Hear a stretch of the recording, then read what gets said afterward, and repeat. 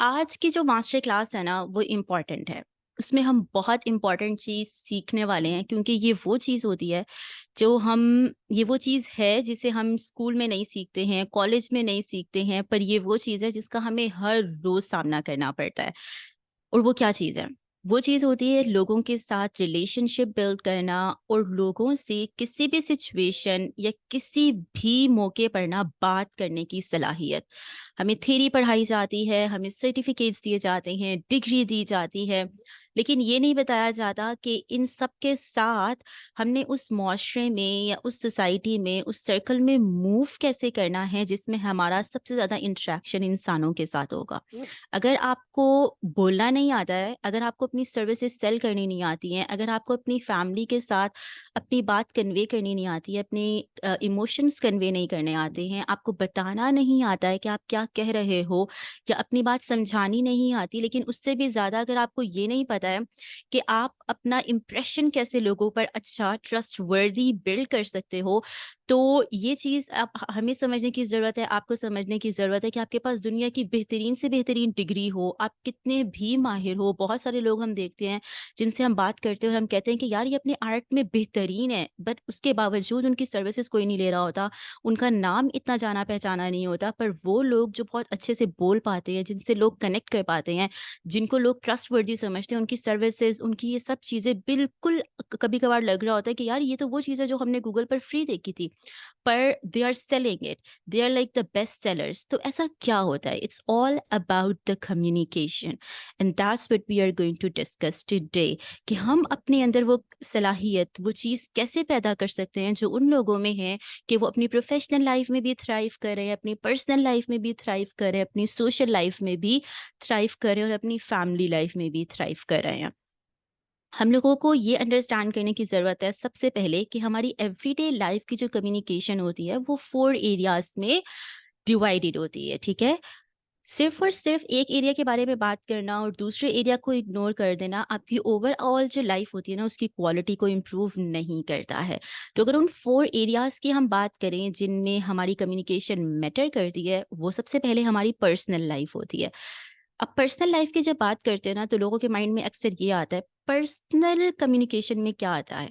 अच्छा, जो personal communication होती है ना वो वाली कम्युनिकेशन होती है जो आप खुद से करते हो। और in most of the time हमें लग रहा होता है कि ये चीज़ तो मैटर नहीं करती है कि हम खुद से किस तरह से बात करते हैं।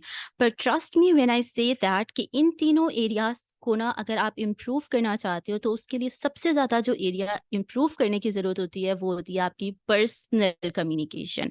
आप खुद से किस अंदाज से बात करते हो, आप अपने बारे में किस अंदाज से बात करते हो, आपका खुद को ट्रीट करने का अंदाज क्या है। व्हेन आई से कम्युनिकेशन तो लोग समझ रहे होते हैं या हमारे माइंड में होते हैं कम्युनिकेशन का मतलब होता है व्हेन वी आर कम्युनिकेटिंग, जब हम वर्ड्स यूज कर रहे होते हैं। But communication is a term जिसके अंदर वो सारी चीजें आ रही होती हैं कि हमारा बिहेवियर कैसा है, हमारे वर्ड्स क्या हैं, हमारे वर्ड से ज्यादा हमारी बॉडी लैंग्वेज क्या है।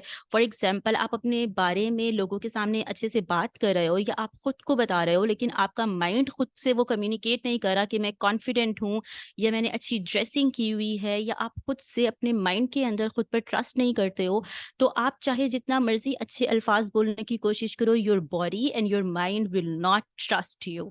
That's why I always say कि कॉन्फिडेंस एंड बेटर कम्युनिकेशन, इन सब की बुनियाद स्टार्ट होती है कि आप खुद को किस तरह से ट्रीट करते हो, आप खुद से किस तरह से बात करते हो, तभी आप किसी और एरिया में एक्सेल कर सकोगे। पीपल ऑलवेज कंप्लेन कि लोग मेरी बात को नहीं समझते हैं, लोग मुझे अंडरस्टैंड नहीं करते, लोग मुझे अप्रिशिएट नहीं करते हैं, या लोगों पर मेरा अच्छा इंप्रेशन नहीं जाता है, मुझ पर ट्रस्ट नहीं करते हैं। और उन लोगों में कोई भी आ सकता है, आपकी फैमिली मेम्बर्स, आपके सोशल सर्कल जैसे कि आपके फ्रेंड्स हैं, आप कहीं इंटरव्यू पर जाते हो एंड पीपल जस्ट लाइक दूसरे बंदे को हायर कर लेंगे, आपको हायर नहीं करेंगे। या फिर अगर आप किसी इवेंट में जा रहे हो या फिर आप यूनिवर्सिटी में हो, इन सब चीज़ों में आप फील करते हो कि people are not taking me seriously. And the question I ask those people, do you take yourself seriously? Like आप क्या खुद को पसंद कर रहे हो? जिस अंदाज से आप बात कर रहे हो, अगर उसी अंदाज से कोई और इंसान अपने बारे में बात करे तो क्या आप क्या फील करोगे?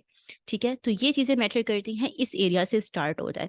इसलिए मैंने कम्युनिकेशन के अंदर इस एरिया को ऐड किया है कि आप हर रोज़ जिस तरह से अपने बारे में, अपने से बात कर रहे होते हो, वो चीज़ मैटर करती है। सबसे इम्पोर्टेंट एरिया ये होता है। Then the next area is your professional area. आपकी प्रोफेशनल लाइफ होती है। प्रोफेशनल लाइफ में किसी की भी जो भी लाइफ है, प्रोफेशन आपका जो भी है, आप जॉब कर रहे हो, आप ऑनलाइन बिजनेस कर रहे हो, आप इंटरव्यूज दे रहे हो, आप कॉर्पोरेट में हो, आप सर्विस बेस्ड हो, एनी काइंड ऑफ प्रोफेशन, जो भी आपका प्रोफेशन है उसमें आप किसी ना किसी तरह लोगों से कम्युनिकेट कर रहे होते हो, चाहे वो राइटिंग के थ्रू हो, चाहे वो वर्ड्स के थ्रू हो, चाहे वो अल्फाज के थ्रू हो, वॉइस नोट्स के थ्रू हो, आपकी वन ऑन वन कन्वर्सेशंस हो, आप इन्फ्लुएंसर हो या आप लोगों से मिल रहे हो, आपको अपने प्रोफेशन में लोगों से बात करनी पड़ती है, क्लाइंट से बात करनी पड़ती है, सेल्स कॉल्स करनी पड़ती हैं। अगर आपका क्लाइंट से नहीं भी है तो आपको अपनी टीममेट से बात करनी पड़ती है, आपको अपने टीम मेंबर से बात कर रहे हो, स्टाफ से बात कर रहे हो, बॉस से बात कर रहे हो, कोई ना कोई बंदा होता है जिससे आप कम्युनिकेट कर रहे होते हो, किसी न किसी सिनेरियो में कम्युनिकेट कर रहे होते हो। Then comes your social life. Social life में वो सारे लोग होते हैं जो कि इन दोनों चीज़ों में फॉल नहीं करते और आपकी फैमिली भी नहीं होते इमीडिएट। तो उसमें आपके फ्रेंड्स हो गए हैं या आपका कोई नेटवर्किंग इवेंट्स हो गए हैं, आप कहीं जा रहे हो लोगों से मिलने के लिए, तो ये आपकी सारी सोशल लाइफ हो जाती है। आपके बेस्ट फ्रेंड्स ये सारे के सारे सोशल लाइफ में फॉल करते हैं।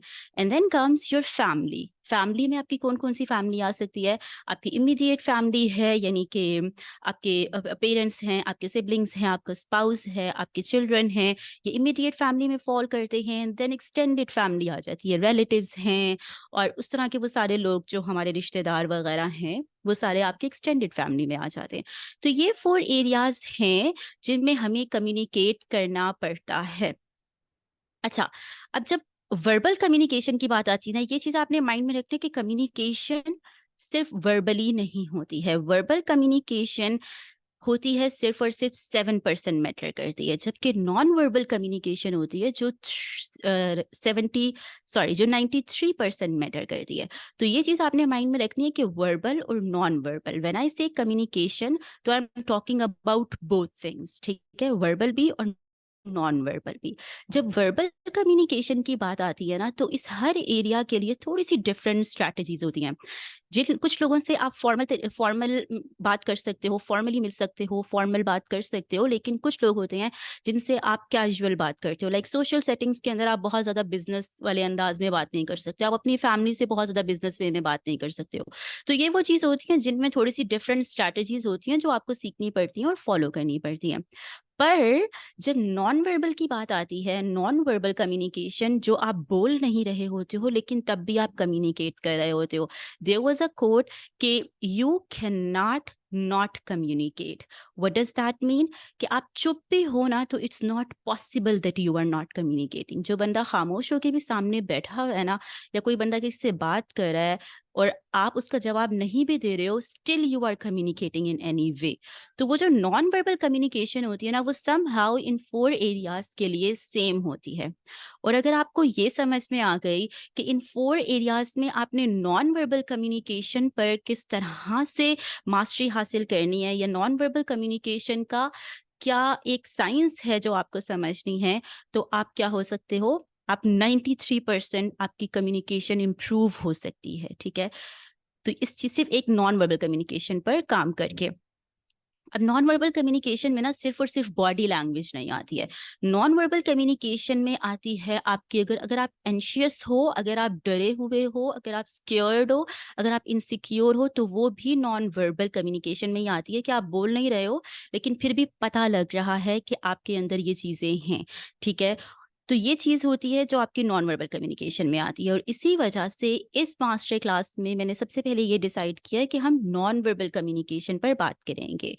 सबसे पहले जो हम लोगों ने सीखना है इस ट्रेनिंग के अंदर, वो ये कि हम सोशल एंजाइटी को किस तरह से ओवरकम कर सकते हैं।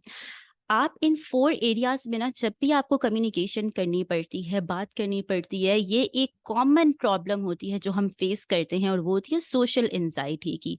आपको अगर अपने वर्क में कोई ऐसी सीरियस काम करना पड़ रहा है या बात करनी पड़ रही है, या कोई एक ऐसा इवेंट आ गया तो आपको एंजाइटी होना शुरू हो जाती है। अगर आपने इंटरव्यू देना जाना है, अगर आपने अपनी पे रेस करने के बारे में बात करनी है, या अगर मीटिंग हो गई है और उसके अंदर आपने कोई बात करनी है, ज़्यादा लोग हैं, आपको एंजाइटी होना शुरू हो जाती है।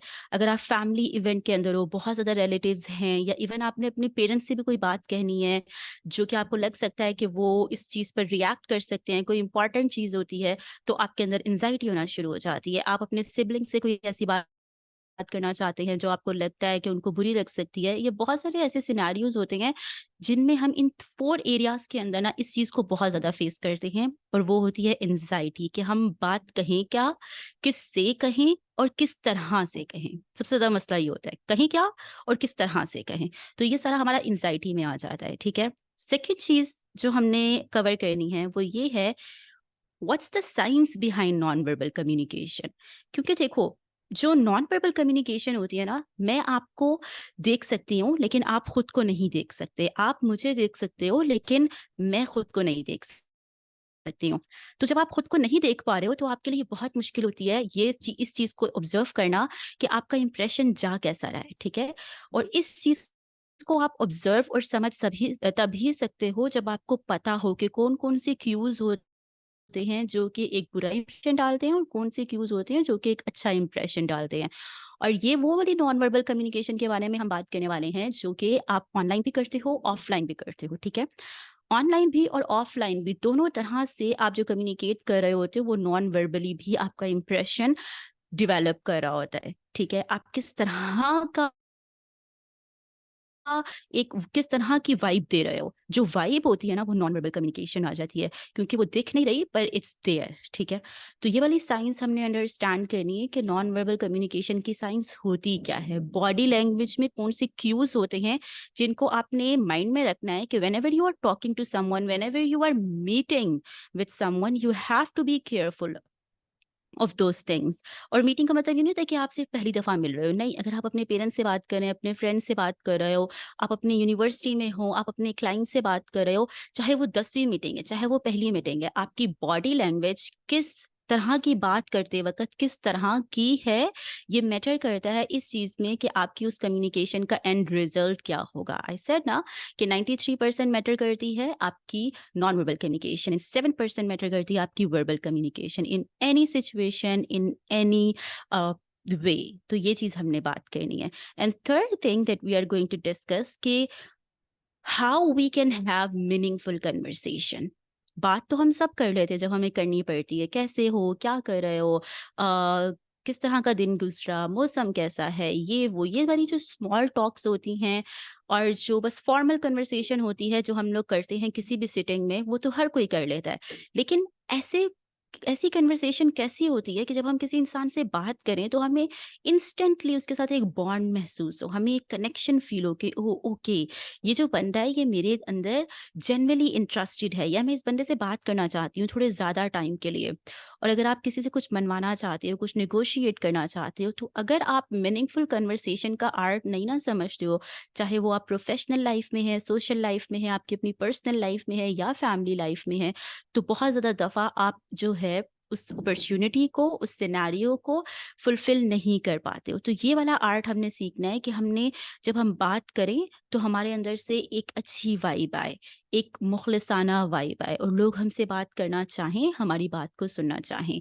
The objective of this training is, अब तक तो आपको समझ में आ गया होगा कि इस ट्रेनिंग का बेसिकली ऑब्जेक्टिव यही है कि आप लोगों को ये हेल्प की जाए कि आप सोशल एंजाइटी को ओवरकम कैसे कर सकते हो, वो कौन से माइंडसेट है जिन पर आप काम कर सकते हो, आप लोगों के साथ कॉन्फिडेंस से बात कब कैसे कर सकते हो, even if you are afraid, even if you are scared, even if you are uncomfortable, then how you can talk to people with confidence, and to help you improve your body language. That's the objective of this training.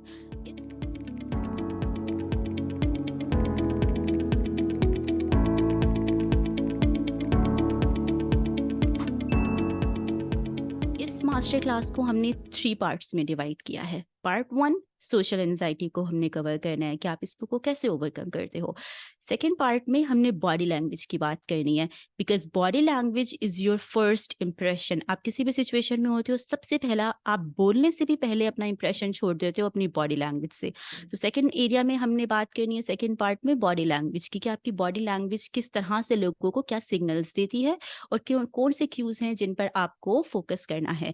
और third part में हमने conversation starter की बात करनी है, कि सबसे पहले जब आप बात को स्टार्ट करते हो और आपने कन्वर्सेशन की एक थ्रेड बनाना होता है, तो वो कन्वर्सेशन स्टार्टर, वो जो थ्रेड होता है वो किस तरह से बनता है और आपकी स्टार्टिंग किस तरह से मैटर करती है, आप किन टॉपिक्स पर बात करते हो वो किस तरह से मैटर करते हैं। अभी आज मैं आपके साथ पार्ट 1 को कवर करूंगी, ठीक है। पार्ट 1 को इसलिए कवर करूंगी क्योंकि ये वो वाला पार्ट है जिसके लिए एक 1-on-1 कन्वर्सेशन जरूरी है। एंजाइटी हर एक डिफरेंट अंदाज में फेस करता है, ठीक है। तो ये वाला पार्ट मैं आपके साथ 1-on-1 कवर करूंगी, और ये जो 2 पार्ट्स हैं ये आप लोगों को रिकॉर्डेड वर्जन में रिसीव हो जाएंगे, क्योंकि इनमें बहुत ज़्यादा चीज़ें हैं जो विजुअली आपको नज़र आनी चाहिए, जिसमें स्ट्रैटेजी है। तो वो मैंने रिकॉर्डेड आपके लिए रिकॉर्ड कर लिया है, and I will send it to you. First part को अब हम लोग कवर करते हैं, ठीक है। और फर्स्ट पार्ट क्या है कि how to overcome social anxiety. Social anxiety को ओवरकम करने के लिए आपको सबसे पहले ये जानने की ज़रूरत है कि सोशल एंजाइटी एक प्रॉब्लम है, और उस प्रॉब्लम का रूट कॉज क्या है, हमें सोशल एंजाइटी होती क्या है, रीज़न क्या है सोशल एंजाइटी का होने का।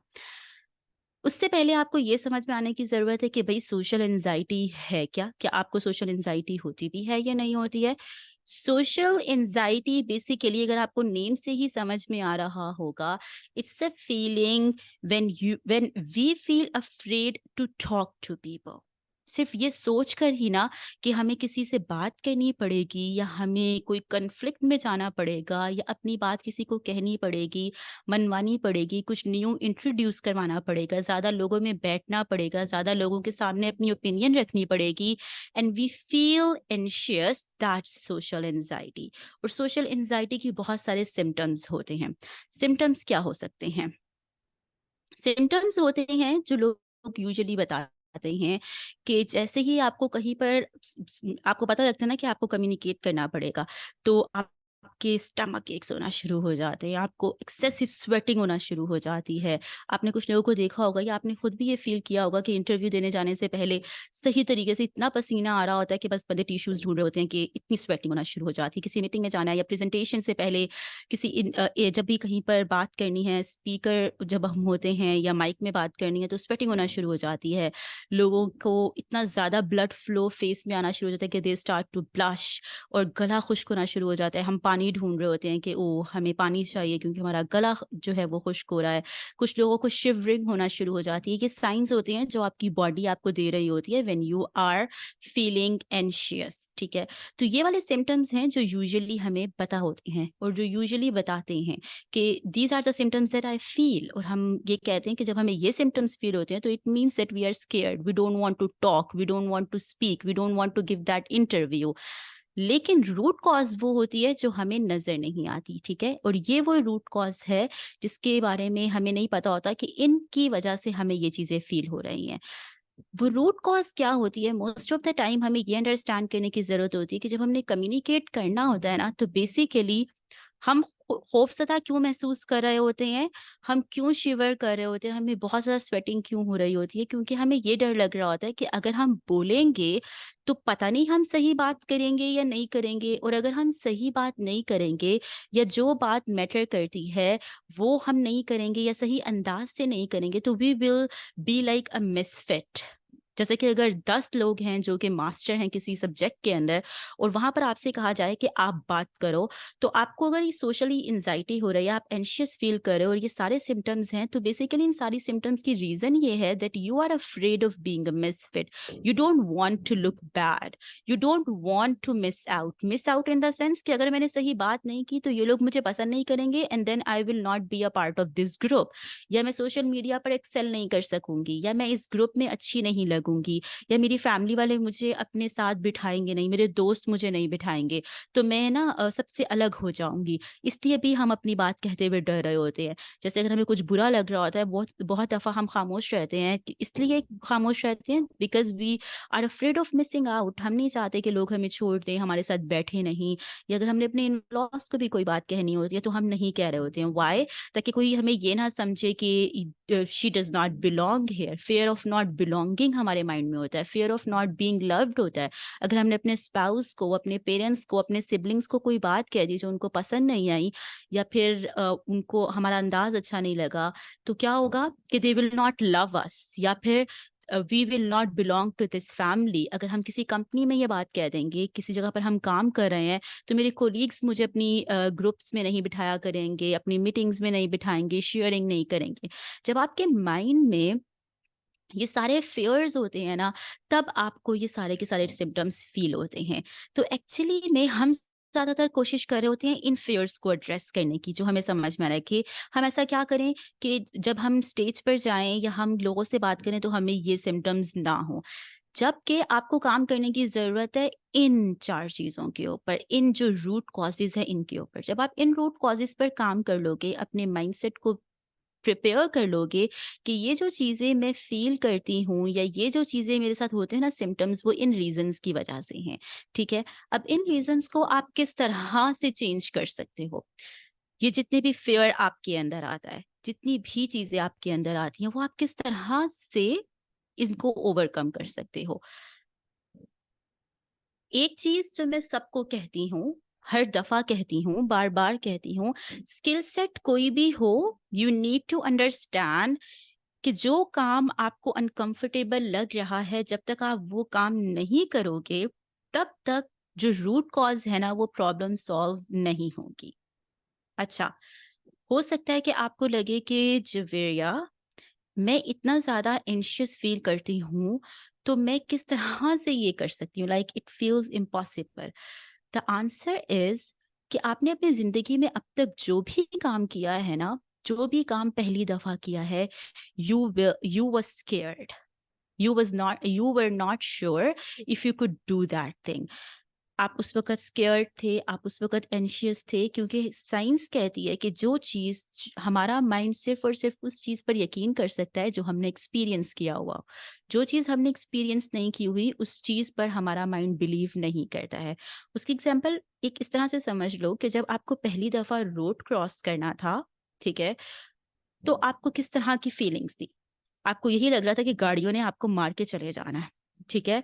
जब भी हम पहली दफ़ा कोई काम करते हैं, चाहे वो खाना पकाना हो, चाहे वो कोई डिश बनानी हो, चाहे कुछ भी हो, पहली दफ़ा ड्राइविंग करनी हो, व्हाटएवर इट इज़, जब हम कोई काम पहली दफ़ा करते हैं ना, तो हमारे अंदर वो चीज़ होती है कि सारी की सारी, क्योंकि हमने कभी एक्सपीरियंस नहीं ना किया कि how how it's going to feel like, तो हमारे अंदर वो सारे सिम्पटम्स आ जाते हैं, खौफ के, स्वेटिंग के, एंजाइटी, अनसर्टेनिटी, ये सारी चीज़ें हमारे अंदर पैदा होना शुरू हो जाती हैं।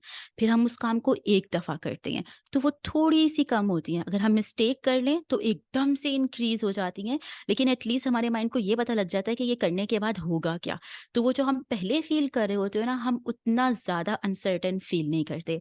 फिर अगर आप खुद को एक दफ़ा हिम्मत करके दूसरी दफ़ा वो काम करते हो, तो आपके जो पहला वाला एक्सपीरियंस है ना, वो कम हो जाता है। जैसे आप में से बहुत सारे लोग मेरे पास आते हैं और पहले वो बता रहे होते हैं कि हम तो ये कर ही नहीं सकते, ये कैसे होगा पता नहीं, लेकिन अगर आप पहला एक इंटरव्यू दे आते हो, तो आप आके बताते हो कि oh Javeria, now I am feeling confident, like मुझे अच्छा लग रहा है, कि मुझे लग रहा है, मुझे उम्मीद है कि मैं अगली दफ़ा कर लूँगी। या आप कोई सेल्स कॉल करके आते हो, या आप किसी और से बात करके आते हो, या आप अपने स्पाउस से कोई चीज़ जिसके बारे में आप बात नहीं कर रहे होते हो, आप बात करके आते हो, तो आप जितना पहले होते हो ना खौफज़दा, उतना बाद में नहीं होते हो। तो ये हमारे माइंडसेट की गेम होती है, जो भी सोशल एंग्जायटी होती है और जो हम चीज़ें फ़ील कर रहे होते हैं। और क्या आप इस बात पर बिलीव करोगे कि ये जो सारी की सारी चीज़ें आप महसूस कर रहे होते हो और आप खुद को बता रहे होते हो कि मैं ये इसलिए महसूस कर रही हूँ क्योंकि मैं डरी हुई हूँ, ये वो सारी चीज़ें हैं, ये वो सारी फीलिंग्स हैं जो आप उस वक़्त भी महसूस करते हो जब आप एक्साइटेड होते हो। येस, कभी महसूस करना या कभी ऑब्ज़र्व करना इस चीज़ को कि जब आप बहुत ज़्यादा एक्साइटेड हो तो आप क्या फ़ील कर रहे होते हो? आपको एक्चुअली में सेम चीज़ें फ़ील हो रही होती हैं। आप एक्साइटमेंट से आपको पसीना ज़्यादा आता है, आपको एक्साइटमेंट से आपका सारा ब्लड फेस पर आ जाता है। कुछ लोग एक्साइटमेंट में शिवर करना शुरू कर देते हैं, आपके पेट में जिसे हम कहते हैं बटरफ्लाइज़ फ़ील होती हैं, आपको बहुत जल्दी डिहाइड्रेट हो जाते हो। जब आप बहुत ज़्यादा खुश हो, आपको बहुत ज़्यादा खुशी की न्यूज़ मिले तो कभी इस चीज़ को ऑब्ज़र्व करना कि ये सेम सिम्पटम्स जो सोशल एंग्ज़ायटी के होते हैं, वही सेम सिम्पटम्स होते हैं जब आप खुश होते हो। लेकिन जब आप खुश होते हो तो आपके माइंड को पता होता है, आप यकीन कर रहे होते हो कि ओह! I am happy.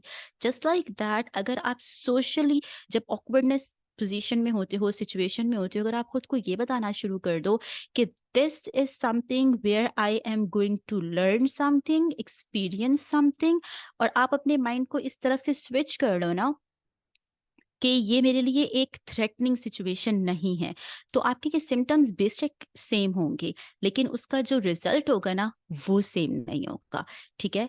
अच्छा, एक और चीज़ जिसके बारे में हम लोग वो होते हैं, ये वाले जो हमारे सिम्पटम्स हैं ना, fear of being a misfit, fear of not being loved, fear of not belonging, fear of missing out, ये हमें इस चीज़ को माइंड में रखना चाहिए कि जब भी आप कोई चीज़ कर रहे हो, अगर आपने एक दफ़ा कर ली है और वो आपसे मिस्टेक हो गई है, you will always going to have a chance to make it better the next time. अगर मैं आज इस सोफ़े पर बैठकर सोच रही होती कि मैंने ट्रेनिंग देनी है, मैंने ट्रेनिंग देनी है, मैंने ट्रेनिंग देनी है, लेकिन मैं कभी देती ना, तो मुझे कैसे पता लगता कि जब मैं ट्रेनिंग दूँगी या मैं कोई वर्कशॉप करवाऊँगी तो उसमें मेरे से क्या गलती होगी या मैं कितना अच्छा कर सकती हूँ?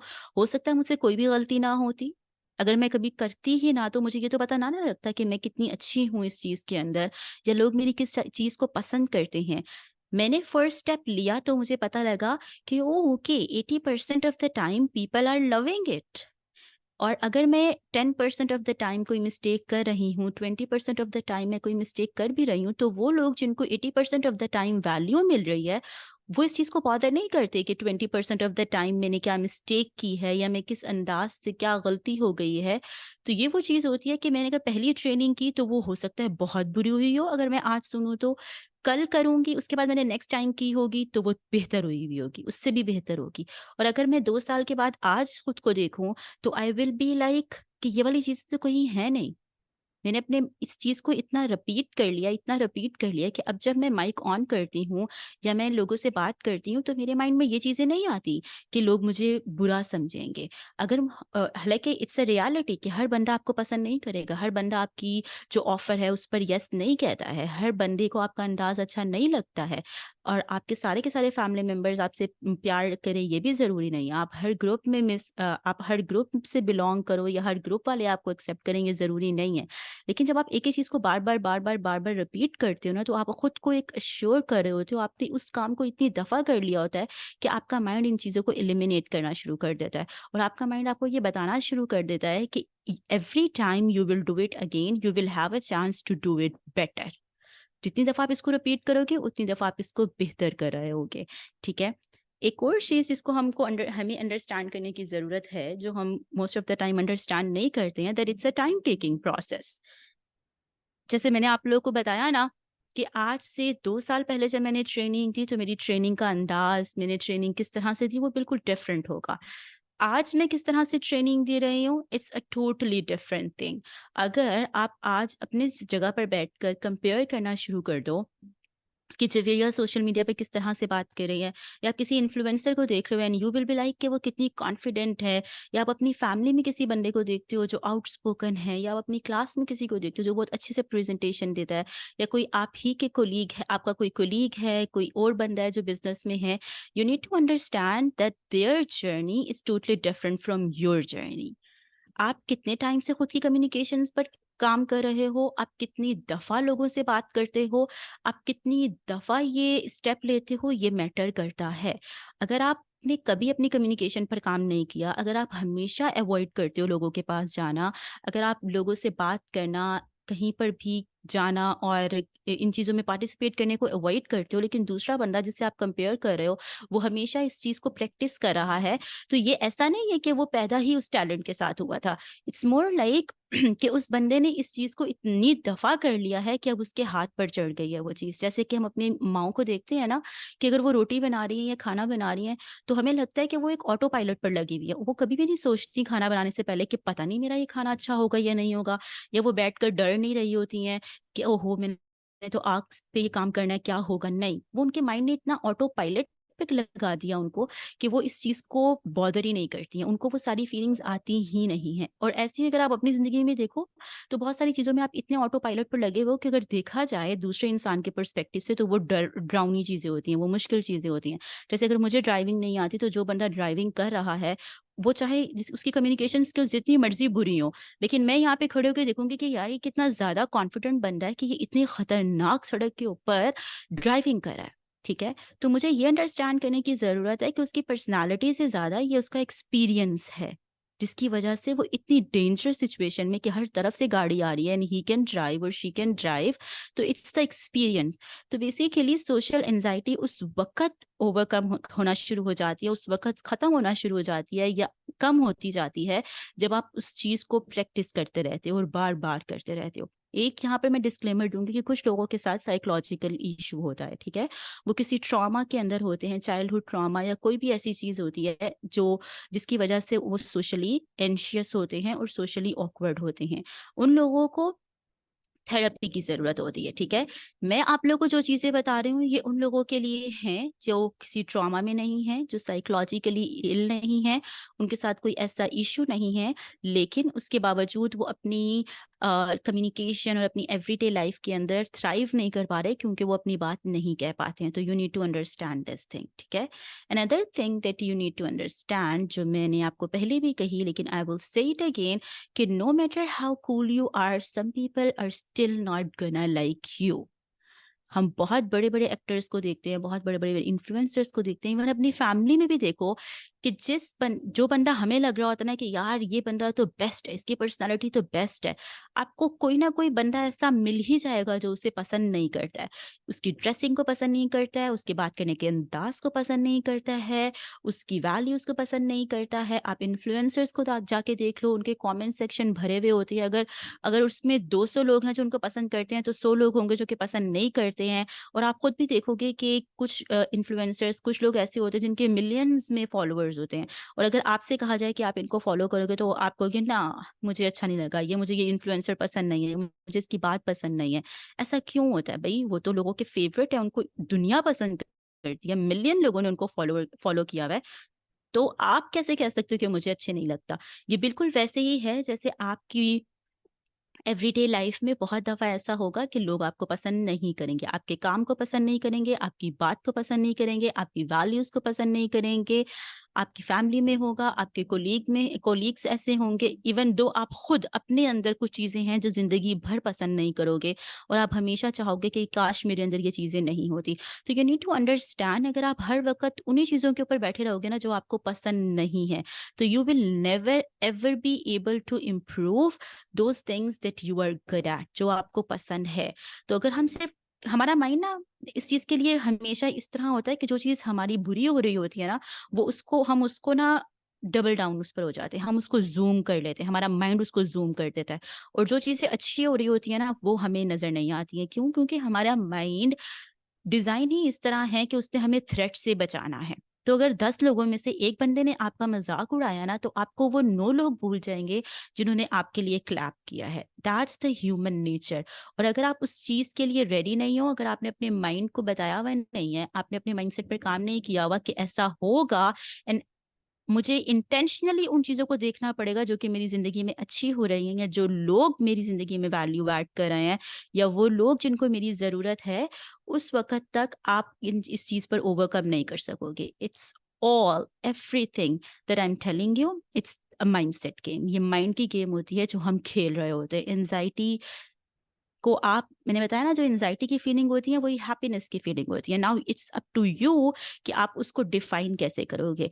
मैं बात करने लगती हूँ या मैं कोई ट्रेनिंग देने लगती हूँ, तो मुझे भी ये फीलिंग्स आ रही होती हैं that my blood is like बहुत तेजी से फ्लो कर रहा है, माई हार्ट इज रेसिंग, तो मैं आपको ये भी कह सकती हूँ कि ओ माई गॉड, लगता है मुझे ना वर्कशॉप करवानी अच्छी नहीं लगती है।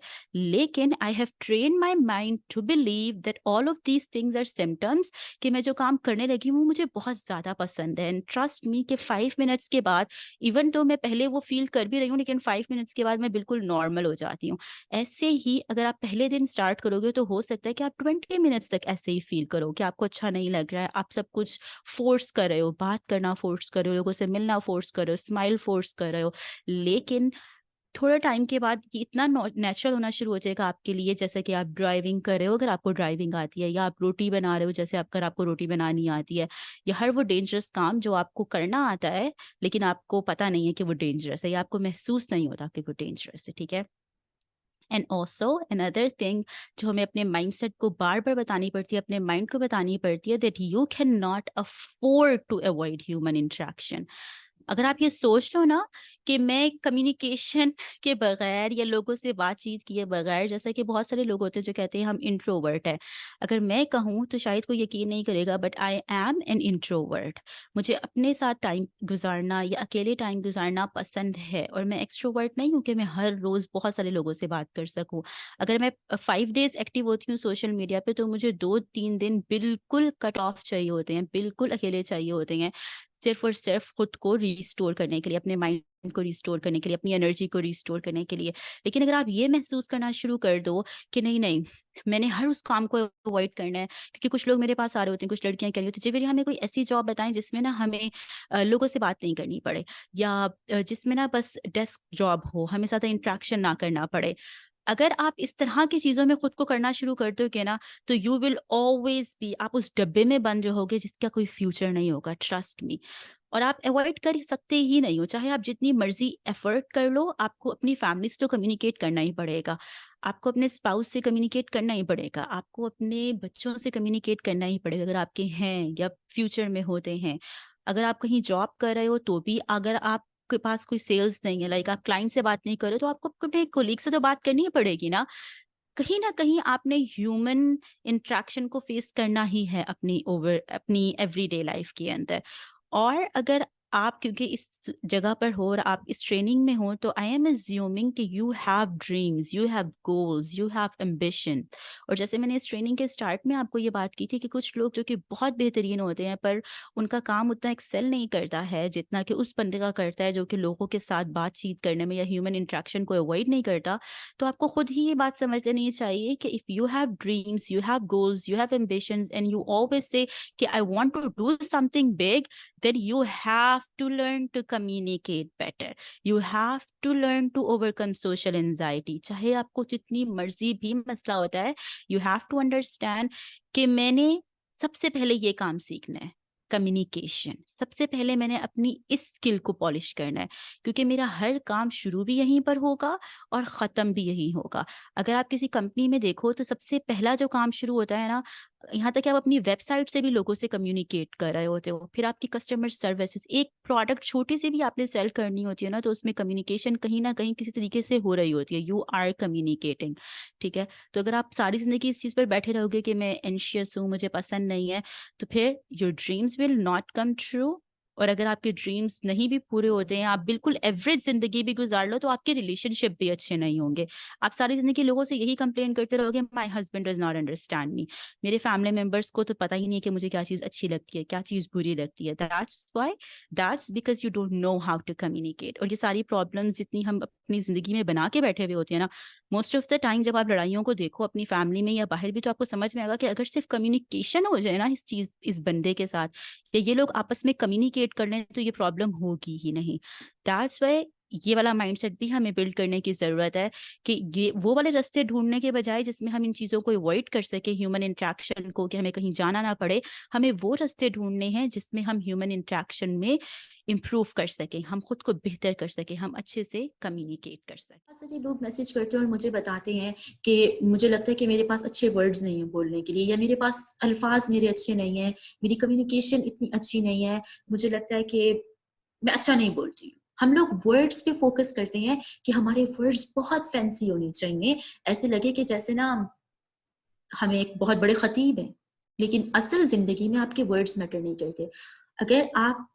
अगर आप गौर से देखो या अगर आप पिछले कोर्सेज भी देखो, आप मेरी पोस्ट भी देखो, तो आपको लगेगा कि इफ जवेरिया इज टॉकिंग, तो जो 5 साल का बच्चा है वो भी मेरी बात अंडरस्टैंड कर सकेगा। वाई? बिकॉज आई नो कि फैंसी वर्ड्स डोंट मैटर। मेरी बात और आपकी बात इस अंदाज से होनी चाहिए और उन अल्फाज में होनी चाहिए जो 5वीं क्लास के बच्चे को समझ में आ जाए। बस इतने आपके वर्ड्स मैटर करते हैं। क्योंकि अगर मैं आपसे बात कर रही हूँ तो आप में से हर एक बंदे का इंटेलेक्चुअल लेवल डिफरेंट है। अगर मैं आपसे इतने मुश्किल अल्फाज में बात करूंगी या हाई फाई तरीके से बात करूंगी सिर्फ और सिर्फ अपना इंप्रेशन बिठाने के लिए, और मेरा सारा फोकस वर्ड्स पे होगा, मैं कौन से वर्ड्स बोल रही हूँ, तो आप में से आधे लोगों को तो मेरी बात समझ में नहीं आएगी, और जिनको समझ में आएगी उसको भी, जब हम बहुत ज्यादा हाई फाई होने की कोशिश करते हैं तो अगला इंसान को लगता है हम बहुत फॉर्मल हो रहे हैं and we are not being casual. लिहाजा आपने याद रखना है कि आपने वर्ड्स पे फोकस नहीं करना। हमारी सारी की सारी अटेंशन होती है हम प्रेजेंटेशंस में कौन से वर्ड्स यूज कर रहे हैं, ये वर्ड्स मैच कर रहे हैं या नहीं कर रहे हैं, ये वर्ड्स अच्छे लगेंगे या नहीं लगेंगे, मैं बोल रही हूँ कैसे बोल रही हूँ। नो, क्या चीज मैटर करती है फिर? अभी भी अगर आप अपने आप को देखो, बॉडी लैंग्वेज मैटर करती है। आपकी बॉडी लैंग्वेज है जो या तो आपका इंप्रेशन बनाती है या आपका इंप्रेशन बिल्कुल खराब कर देती है। लिहाजा आपने अपने वर्ड्स पे मेहनत करनी है 20%। यहाँ पर भी 80-20 रूल है। आपके वर्ड्स 20% मैटर करते हैं, आपकी बॉडी लैंग्वेज, आप किस अंदाज से बात कर रहे हो, आपके हैंड्स किस तरह से मूव कर रहे हैं, आपकी आईज कैसे मूव कर रही हैं, आप स्माइल कैसे कर रहे हो, आपका बॉडी पैटर्न क्या है, आपका पोस्चर क्या है, ये मैटर करता है। आप ऐसे बैठे हुए हो या आप ऐसे बैठे हुए हो, आप किस अंदाज से चल रहे हो, हाउ यू आर सिटिंग, ये चीजें मैटर करती हैं। फॉर एग्जाम्पल, अब आप देखो, आपके वर्ड्स क्यों मैटर नहीं करते। आप मुझे कोई चीज भेजते हो, आपने कोई वर्कशीट कंप्लीट किया है, आप मुझे सेंड करते हो, ओके। उस वर्कशीट को देखने के बाद अब आपने मेरे फेस को देखना है, okay. Look at my face. आपकी मैं तारीफ करती हूँ, और मेरी तारीफ कैसी है? मेरी तारीफ ऐसी है कि my face is like this and I am telling you आपने बहुत अच्छा काम किया, इतना अच्छा काम किया है कि मैं खुश हो गई। आपको मेरे फेस से लग रहा है मैं खुश हूँ? नो। पर आपको फौरन पता चल जाएगा कि ये तो जवेरिया मेरा मजाक उड़ा रही है या फिर ये मुझसे झूठ बोल रही है। ठीक है, ऐसा ही होगा ना? Yes, of course. लेकिन अगर मैं आपके ऊपर गुस्सा कर रही हूँ, ठीक है, मैं आपको कह रही हूँ आपने ये बिल्कुल अच्छा काम नहीं किया बट आई एम स्माइलिंग, ठीक है, बहुत बुरा काम किया आपने, इतना बुरा काम किया बट आई एम स्माइलिंग, तो आप फिर कंफ्यूज हो जाओगे कि मेरे वर्ड्स कुछ हो रहे हैं, मेरी बॉडी लैंग्वेज कुछ हो रहा है। तो व्हाट डज दैट मीन? कि वर्ड्स से ज्यादा आपकी बॉडी लैंग्वेज मैटर करती है। हम बोल बहुत ज्यादा रहे होते हैं लेकिन बहुत दफा हमारा जो फेस होता है वो बिल्कुल सपाट होता है, उस पर कोई एक्सप्रेशन नहीं होता। रिमेंबर, इंसानों को ये चीज सबसे ज्यादा बुरी लगती है। I think someone is waiting, just a second guys.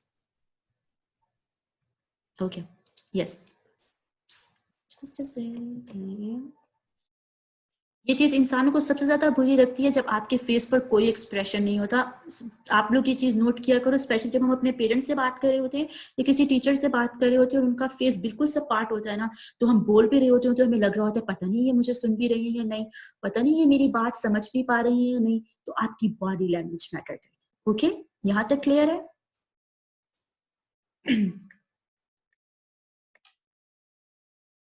Good job. अच्छा, अब बॉडी लैंग्वेज से रिलेटेड आपने कुछ चीजें माइंड में रखनी है। बॉडी लैंग्वेज, क्योंकि ये बॉडी लैंग्वेज होती है ना, मैं आप मुझे देख पा रहे हो लेकिन मैं खुद को नहीं देख पा रही होती हूँ मोस्ट ऑफ द टाइम। अगर मैं आपसे फेस टू फेस बात कर रही हूँ, आपको नहीं पता कि आप क्या गलत कर रहे हो, लेकिन देखने वाले को पता होता है कि आपकी बॉडी लैंग्वेज कैसी है और वो आपकी बात को समझ लेता है, ठीक है। और आपकी बॉडी लैंग्वेज को समझ लेता है कि ये बंदा मुझसे बात करने में इंटरेस्टेड है या नहीं है, या इसके एक्सप्रेशंस मुझे क्या बता रहे हैं, ये स्माइल कर रहा है या बस ये फेक स्माइल कर रहा है, ये बिल्कुल खामोश होके बैठा है। तो इसलिए हम बहुत दफा हमें पता ही नहीं हम अपनी बॉडी के साथ क्या कर रहे हैं। अभी भी अगर मैं आपसे बॉडी लैंग्वेज के बारे में बात नहीं कर रही हूँ और आप अपने आप को देखोगे तो आप देखो कि आप अपने हैंड्स के साथ क्या कर रहे हो, आपका फेस कैसा है, आपको अपनी बॉडी लैंग्वेज के बारे में नहीं पता होता। इसलिए ये एक काम है जिसके ऊपर आपने ज्यादा फोकस करना है। प्रैक्टिस के साथ आप इस काम में माहिर हो जाते हो, आपको अपनी बॉडी लैंग्वेज पर, अपनी बॉडी पर कंट्रोल होना शुरू हो जाता है। सबसे पहला काम आपने जो बिल्कुल कभी जिंदगी में नहीं करना, और बहुत सारे लोग करते हैं, एंड रिमेंबर कि चाहे आपको अपनी बॉडी लैंग्वेज नजर आ रही है या नहीं आ रही, जैसे आपकी बॉडी मूव करती है वैसा आप फील करते हो। ये चीज सबसे ज्यादा रिसर्च के थ्रू साबित हो चुकी है कि अगर आपकी बॉडी स्टिफ है, अगर आप इस तरह से करके बैठे हुए हो, look at me right now, okay, ताकि आपको बॉडी लैंग्वेज के बारे में समझ में आ सके। अगर आप स्टिफ होके बैठे हुए हो, अगर आप अपने आप को कहते हैं ना घुसा रहे हो कहीं पर, तो आप कभी भी बोल नहीं पाओगे।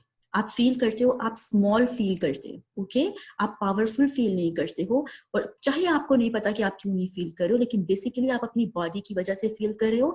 आपकी रिब्स चूंकि इस तरह से हो जाती है, तो आपका सीना तंग हो जाता है। जब आपका सीना तंग हो जाता है तो फिर आप कॉन्फिडेंटली फील कर पाते हो, आपका सांस रुकना शुरू हो जाता है, लेकिन आपको नहीं पता आपके साथ ये क्यों हो रहा है, ओके। इंस्टेड अगर आप अपने पोस्चर को यूं करें, now you are taking some space, now you are not being small, तो आप देखोगे कि जब आप बात कर रहे हो तो आप कॉन्फिडेंस के साथ बात करते हो, ओके। तो आपने अपने आप को ब्लॉक कर नहीं करना, ब्लॉक बिल्कुल नहीं करना है। What you need to do, you need to keep yourself like this, don't make yourself small।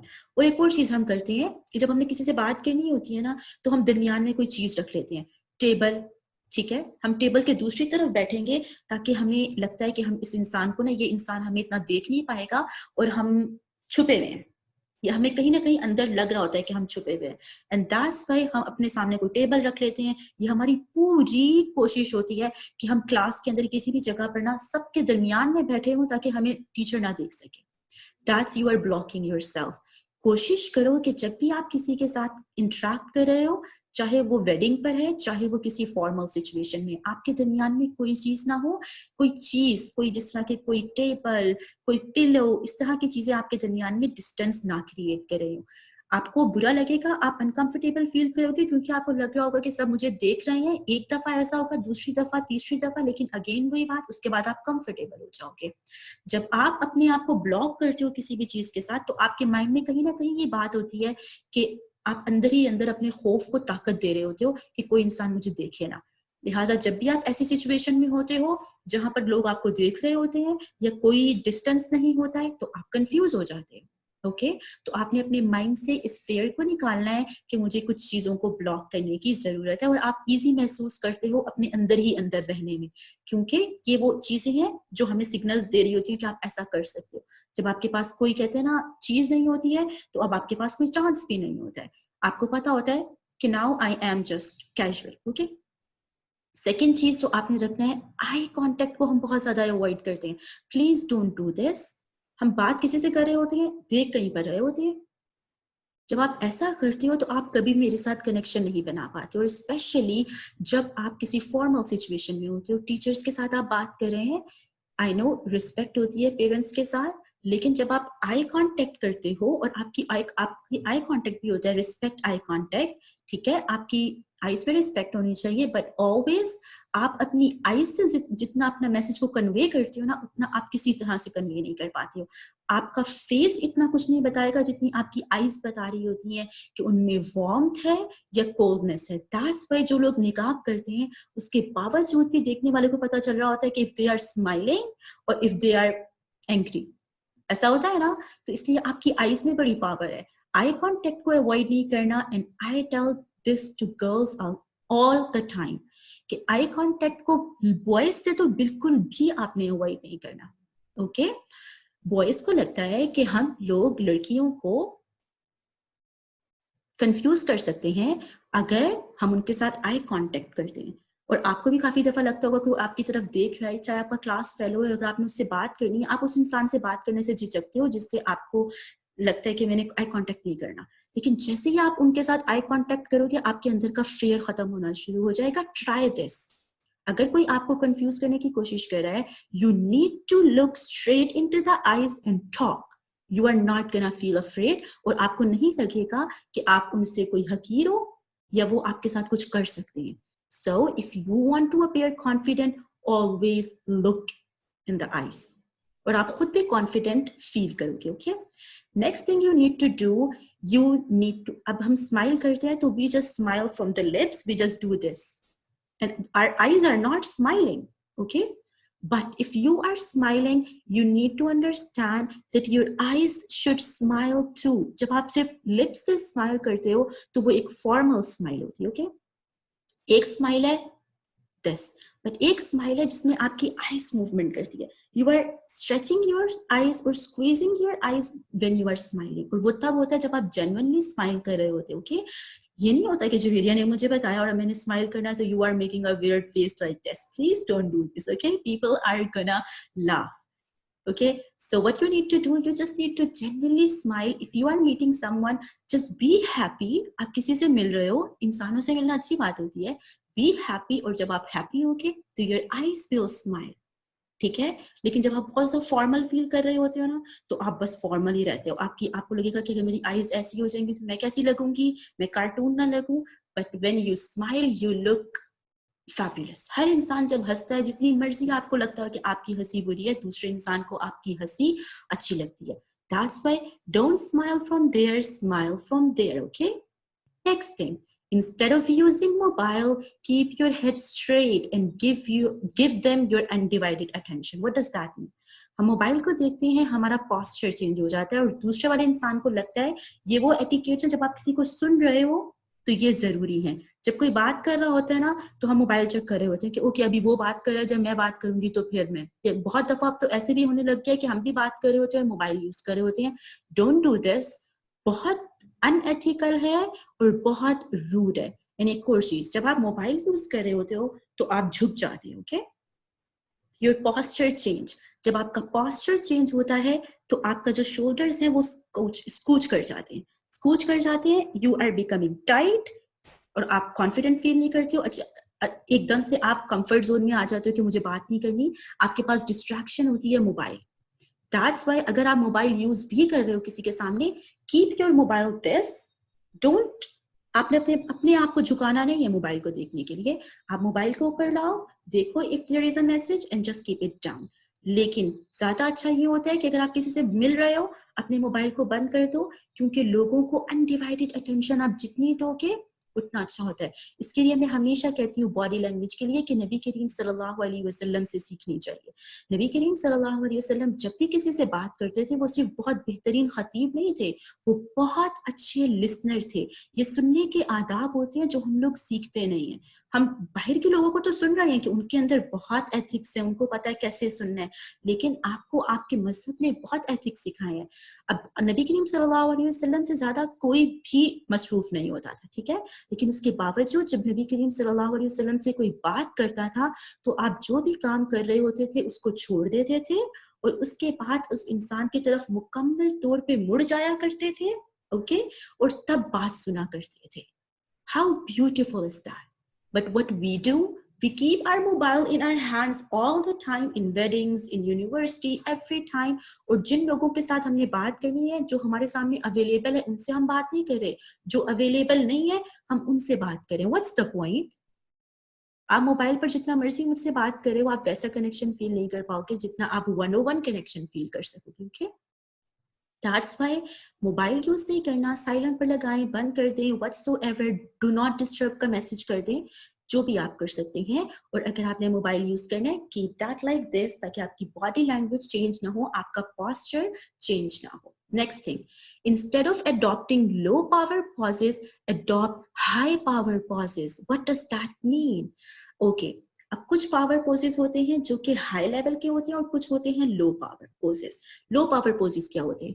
जब आप किसी ऐसे इंसान के सामने होते हो जिससे आप मर्तबे में कम होते हो, तो आपका जो पोज होता है वो लो हो जाता है, ओके? लेकिन जब आप किसी ऐसी जगह पर होते हो जहां पर आप पावर में होते हो तो आपका पोज डिफरेंट हो जाता है, ओके? अब वो पोज डिफरेंट क्या होता है मैं आपको कुछ बताती हूँ, कुछ पोजेस आपके सामने करके बताती हूँ, आपको समझ में आएगा, okay?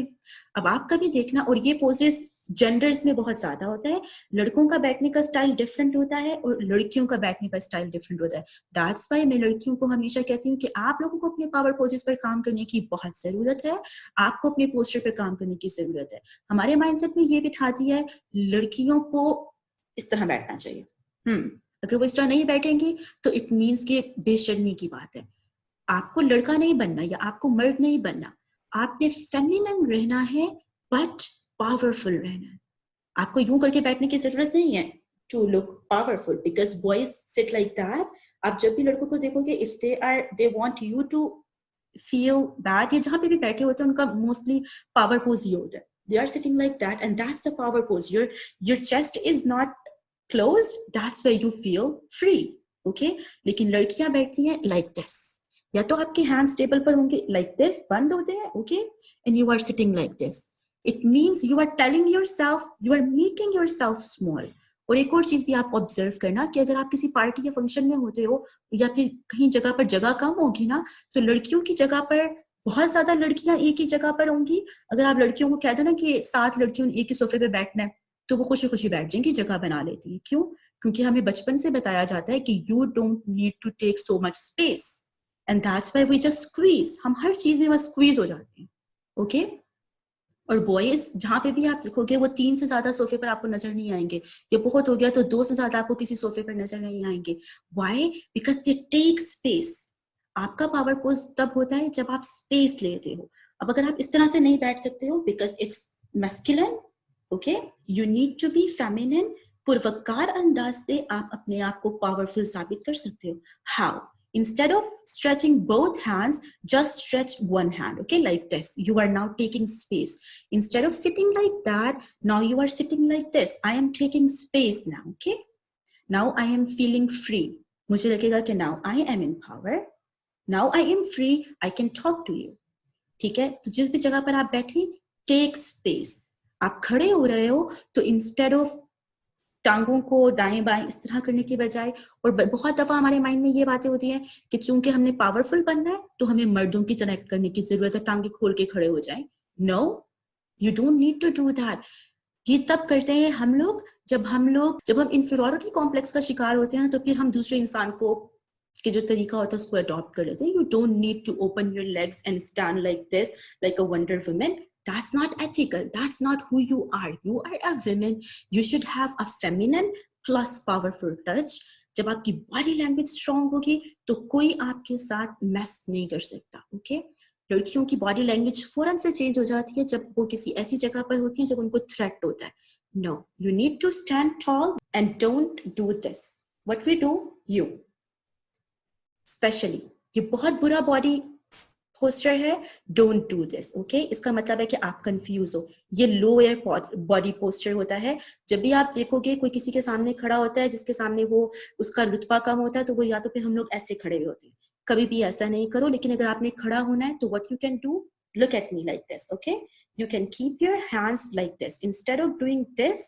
This is what you can do. Okay, just do this और आप खुद फील करोगे कि now you are confident. Okay, तो ये आपके पॉजेस होते हैं जिन पर आपने ध्यान देना होता है। Okay guys, and next thing, instead of changing your posture every second, keep the transitions minimal. जब हम लोग अनकंफर्टेबल होते हैं तो हम बार बार अपना पोस्चर चेंज कर होते हैं। कभी टांग पर टांग रखेंगे, कभी हटाएंगे, कभी हाथ कहीं पर रखेंगे, कभी हाथों को चेंज करेंगे। Don't do this. अपना पोस्चर एक जगह पर रखें, एक तरह से रखें। 60 सेकेंड्स के बाद या इस तरह से मिनिमल जितनी आप अपनी मूवमेंट रखेंगे उतनी आप कॉन्फिडेंट होंगे। आप खुद भी कॉन्फिडेंट फील करोगे। जब आप अफरा तफरी में होते हो, बार बार चीजों को चेंज कर रहे होते हो, तो आपके माइंड को सिग्नल मिल रहे होते हैं कि आप कॉन्फिडेंट नहीं हो और आपका माइंड आपको ब्लॉक कर देता है। Okay, instead of moving your head, move your body. Okay, अगर आप वाकई किसी को महसूस करवाना चाहते हो they are special, move your body. जिस तरफ वो इंसान है उस तरफ मुंह करके बैठे, पूरी बॉडी के साथ। सिर्फ और सिर्फ आपने मुंह की तरफ नहीं करना। अगर कोई सामने बैठा हुआ है, just change your body like this. Okay, and then talk to that person. उसको लगेगा कि आप उसको अनडिवाइडेड अटेंशन दे रहे हैं। And instead of turning your face left and right, use your peripheral. जब हमने कहीं देखना होता है तो हम अपना मुंह यूं करते हैं देखने के लिए कौन क्या कर रहा है। Instead of doing this, what you need to do, use your eyes. Okay?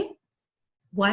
Because ये थोड़े थोड़े से signs होते हैं जो आपको confident बनाते हैं। Just look this, या eyes के through. Only change your peripherals. Eyes. Don't move your face too much कि आप पूरा ही अपना change करके देखें। दाएं बाएं करके आप बार बार देख रहे हो, don't do this, okay. Instead of avoiding physical touch, deliberately use it. हम फिजिकल टच को अवॉइड करते हैं जब हम किसी से मिल रहे होते हैं, बट यूज इट। कोई आपसे बात कर रहा है, आपको कोई बात अच्छी लगी है, या कोई इंसान अपना इमोशनल एक्सपीरियंस बता रहा है, you can use touch, okay, like just shoulder थपथपा देना या हैंड स्क्वीज कर देना कि yes I am listening, yes I am understanding you. This is the powerful, you connect. जब हम किसी इंसान को टच करते हैं तो हम लोग अनइंटेंशनली कनेक्ट कर रहे होते हैं, इसलिए फिजिकल टच को अवॉइड नहीं करना। जैसे हग होता है, किसी का हैंड शेक करना है, हैंड स्क्वीज करना है, तो लोगों को लगता है कि okay now we are humans, right? And then instead of moving your hands too much, keep them below your neck and turn your palms face up every once in a while. What does that mean? Okay, अब अगर हमें पता चल गया कि हाथों का use करना बहुत ज्यादा, लोग कहते हैं जो लोग ज्यादा हाथ यूज करते हैं वो कॉन्फिडेंट होते हैं। हम अपने हाथों को दाएं बाएं ऊपर नीचे हर जगह पर यूज कर रहे होते हैं। That's not what's gonna make you confident. आपके हैंड्स अगर आप यूज कर भी रहे हो तो आपके नेक से नीचे रहना चाहिए। आप बात कर रहे हो और आपके हैंड्स यहाँ पर आ रहे हैं, वो देखा था, यूं किया था, ओ मैं आपको बताती हूँ, no, not confident. Keep them like this, okay, and face up. ये these are my palms and these are up and I am talking to you, okay. तो अगर आप चाहते हो कि लोग आपसे कनेक्ट करें, ये सिग्नल होता है। हम अपनी पाम्स को ऐसे रखते हैं, ठीक है, हम बात करें ऐसे, ज्यादातर हम इस तरह से बात करते हैं, राइट? लेकिन जब हम इस तरह से बात करते हैं ना, जब हमारी पाम्स नीचे होती हैं, अपसाइड डाउन होती हैं, तो दूसरे बंदे को साथ ये इस चीज का मैसेज होता है कि आप सिर्फ और सिर्फ अपनी बात सुनने के आदी हो, आप सिर्फ और सिर्फ सेल्फ सेंटर्ड हो। But when you do this, okay, when you are talking and you are talking like this, it means कि आप दूसरों की बात सुनते हो and you are welcoming other people। कि हमारी बॉडी से बहुत ज्यादा मैसेजेस जाते हैं और हम दूसरा इंसान अनइंटेंशनली उनको पिक कर लेता है, ओके, दैट्स व्हाई। लेकिन इसका ये मतलब नहीं है कि आप हमेशा इस तरह रहो। जब आप हमेशा इस तरह से बात करोगे तो वो भी एक गलत मैसेज चला जाता है। You need to do this because you are giving the message कि जो बात आप कर रहे हो, आपको अपने ऊपर ट्रस्ट है, बिलीव है। ये पावर का मतलब होता है कि यू हैव द पावर और आपको अपने ऊपर कंट्रोल है। बट कभी कभी you need to do this to tell them कि अगर उनकी कोई ओपिनियन डिफरेंट है, they can tell you and it's completely okay। अगर मैं आपसे सारा टाइम सिर्फ इस तरह से बात करूंगी तो आपको लगेगा कि I need your approval, but if you I'm talking to you like this, it means that I am your coach and I am teaching you and I know what I am teaching you, okay? Last thing you need to understand, instead of using filler words, you need to use pauses। Filler words, oh my god, मैं इसके बारे में आपको बता ही नहीं सकती। It's a killer of the conversation। What is the filler words? Oh, these are the filler words and we use it all the time। बड़े लोग, actors, जो भी interview कर रहे होते हैं, they all are using filler words। अब अगर मैं आपसे बात कर रही हूँ या मैं आपको पढ़ा रही हूँ and I am using filler words so much and I'm saying, you know what, आप लोगों को ना इस तरह की चीजें यूज करने की जरूरत नहीं है। जब आप ये यूज करते हो ना तो आप ऐसे लगते हो कि ना जैसे आप कंफ्यूज हो। If I am using um again, these are the filler words.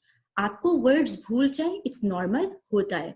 लेकिन जब आप फिलर वर्ड्स यूज करते हो लाइक इसका मतलब होता है कि आप अपनी बात को बिला वजह बढ़ा रहे हो। और किल का कॉन्सेप्ट भी ये है that you are keeping it long, okay, you are keeping it long and lengthy। Instead, अगर आपको लगता है कि आप बात करते वक्त आपको थोड़ा टाइम की जरूरत होती है, just pause, okay?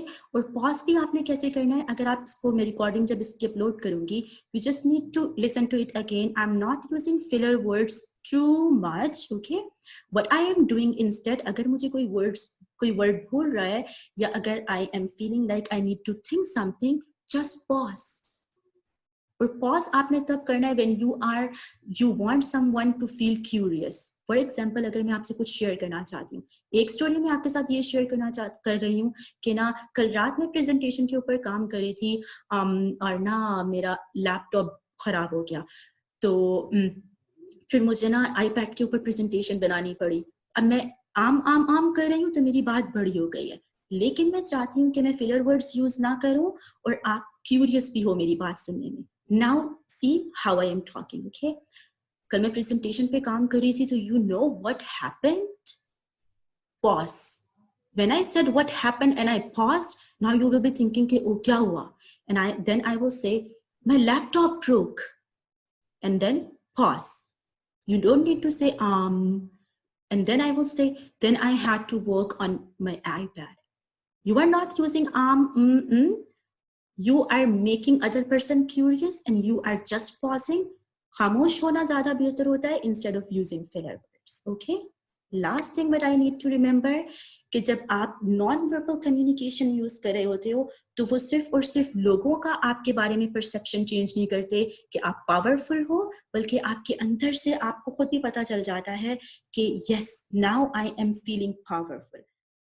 अच्छा, एक चीज, वो लोग जो सोशली एंशियस होते हैं ना, उनके लिए एक सबसे अच्छी और पावरफुल टिप ये होती है कि आप कहीं पर भी हो ना, किसी भी सिचुएशन में, don't be late.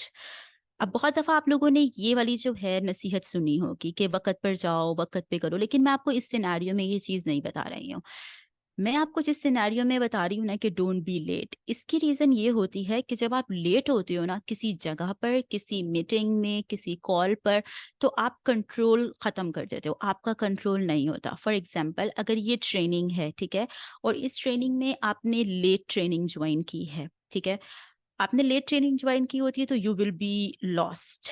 Lost in the sense कि पता नहीं इन लोगों ने क्या चीज़ें कवर करनी है, ये किस टॉपिक पर बात कर रहे हैं। आप प्रोबेबली इस ट्रेनिंग में कोई क्वेश्चन ना पूछते, यही सोच के कि हो सकता है इन्होंने ये क्वेश्चन या ये चीज़ पहले से एड्रेस कर ली हो, अब मैं पूछूंगी तो मैं कैसी लगूंगी, ठीक है? तो जब आप लेट होते हो तो आप अपना कंट्रोल खो देते हो, और जिस सिनेरियो में आप अपना कंट्रोल खो देते हो, उस सिनेरियो में आप सबसे ज़्यादा कम कॉन्फिडेंट होते हो, ठीक है? तो चाहे आपका इंटरव्यू हो, चाहे आपकी कोई कॉल है, चाहे आपका कोई रिलेटिव्स के साथ इवेंट है, इवन अपनी फैमिली के साथ कोई कमिटमेंट है, if you want to feel confident, you need to be on time. आप अपने अंदर खुद को कंपोज फील करना है कि मैं इस जगह पर टाइम पर हूँ। आपने देख लिया है कि अच्छा, अगर आपको इस किसी भी सिनेरियो में हो, आप किसी सिचुएशन में हो, कहीं पर गए हुए हो किसी से मिलने पे, तो आप अपने आस-पास की जो इर्द-गिर्द की जगह होती है उससे फ़ैमिलियर होना शुरू हो जाते हो। अच्छा, वॉशरूम कहाँ है? अगर मुझे किसी चीज़ की ज़रूरत होगी तो मैं किस बंदे को बुला सकती हूँ?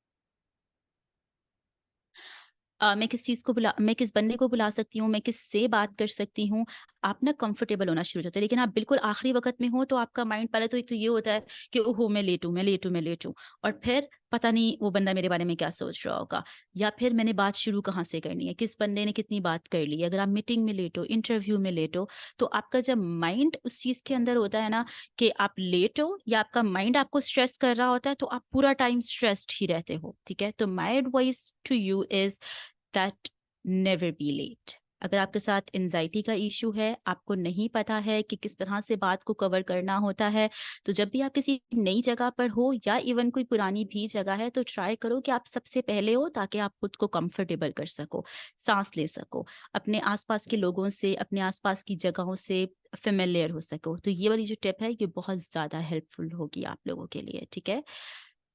अच्छा, अब हम लोग भी बेसिकली, कुछ लोग हम अपने आसपास देखते हैं जो इस चीज़ पर बहुत ज़्यादा फ़ख्र महसूस करते हैं कि हम तो उन लोगों के साथ दोस्त हैं जो कि हमारे स्कूल के ज़माने से हैं, और हमें और नए दोस्त बनाने की ज़रूरत नहीं है।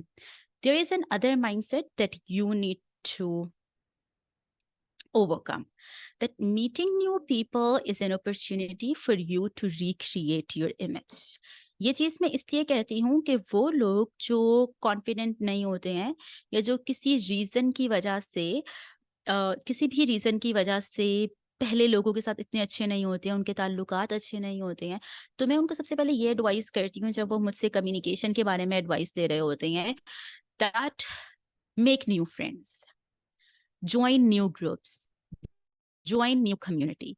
ऐसा क्यों होता है? जैसे मैंने आपको बताया ना कि जो चीज़ आपका माइंड बिलीव कर ले, आप वही एक्सपीरियंस अपने माइंड में रखते हो। अगर आपके माइंड ने तुम्हें आपको बता दिया है कि तुम अच्छी तरह से कम्युनिकेट नहीं कर सकते, तो आप हर दफ़ा यही सोच रहे हो कि तुम अच्छी तरह से कम्युनिकेट नहीं कर सकते हो। अगर आपके माइंड ने इस बात पर यकीन कर लिया है कि आप हमेशा से खौफज़दा रहते हो, आप बुरे स्पीकर हो, तो आपको हमेशा ये लगेगा कि आप बुरे स्पीकर हो। तो आपने अपने माइंड को ट्रेन करना है, आपने अपने माइंड का जो नैरेटिव है वो चेंज करना है।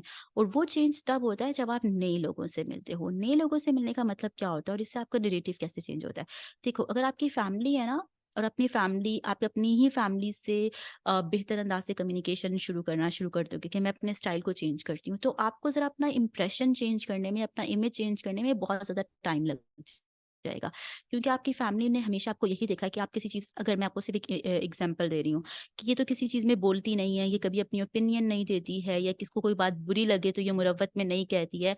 और अगर आप आज इस ट्रेनिंग के बाद फ़ौरन जाके उनके साथ इस तरह से आउटस्पोकन होना शुरू हो जाओगे, तो क्या होगा कि वो इमेज उनके माइंड में पहले कोई और इमेज था, अब कोई और इमेज अगर आप बनाने की कोशिश करोगे, तो कॉन्फ्लिक्ट पैदा होगा। कॉन्फ्लिक्ट इन द सेंस कि आप एक और नए मसले में फँस जाओगे, कि लोग आपको बार-बार पॉइंट आउट करेंगे, पहले तो तुम ऐसी थी, अब तुम्हें क्या हुआ? ठीक है? और ऐसे ही आपके फ्रेंड्स के सर्कल में जो लोग आपको पहले से जानते हैं, अगर आप अपनी पर्सनैलिटी में कुछ चेंज करते हो, तो वो लोग होते हैं जो कि इस चीज़ को सबसे ज़्यादा आपके लिए मुश्किल बना देते हैं। आपको आपकी इम्प्रूव करने में, यहाँ तक कि कुछ बच्चे होते हैं जो अपने बिज़नेस पर काम कर रहे होते हैं और वो प्रेफ़र करते हैं कि वो अपने फ्रेंड्स को इस चीज़ के बारे में नहीं बताएँ। क्योंकि उन्हें लग रहा होता है कि अगर मैं स्ट्रेंजर्स के साथ बिज़नेस करूँगी या उनको अपने बिज़नेस के बारे में बात बताऊँगी, तो वो ज़्यादा अंडरस्टैंड करेंगे as compare to my own friends. They will laugh, they will ask questions, they will spread things कि ये तो ऐसी थी, आज ये कर रही है। तो ठीक ऐसे ही कम्युनिकेशन और इन सब चीज़ों से रिलेटेड जब आप अपने ऊपर काम कर रहे हो, तो मैं इस चीज़ को प्रेफ़र करती हूँ कि आप नए लोगों के साथ इस चीज़ पर काम करो। I will advise you to get a new job. I will advise you to enroll in a new course. I will advise you to make new friends.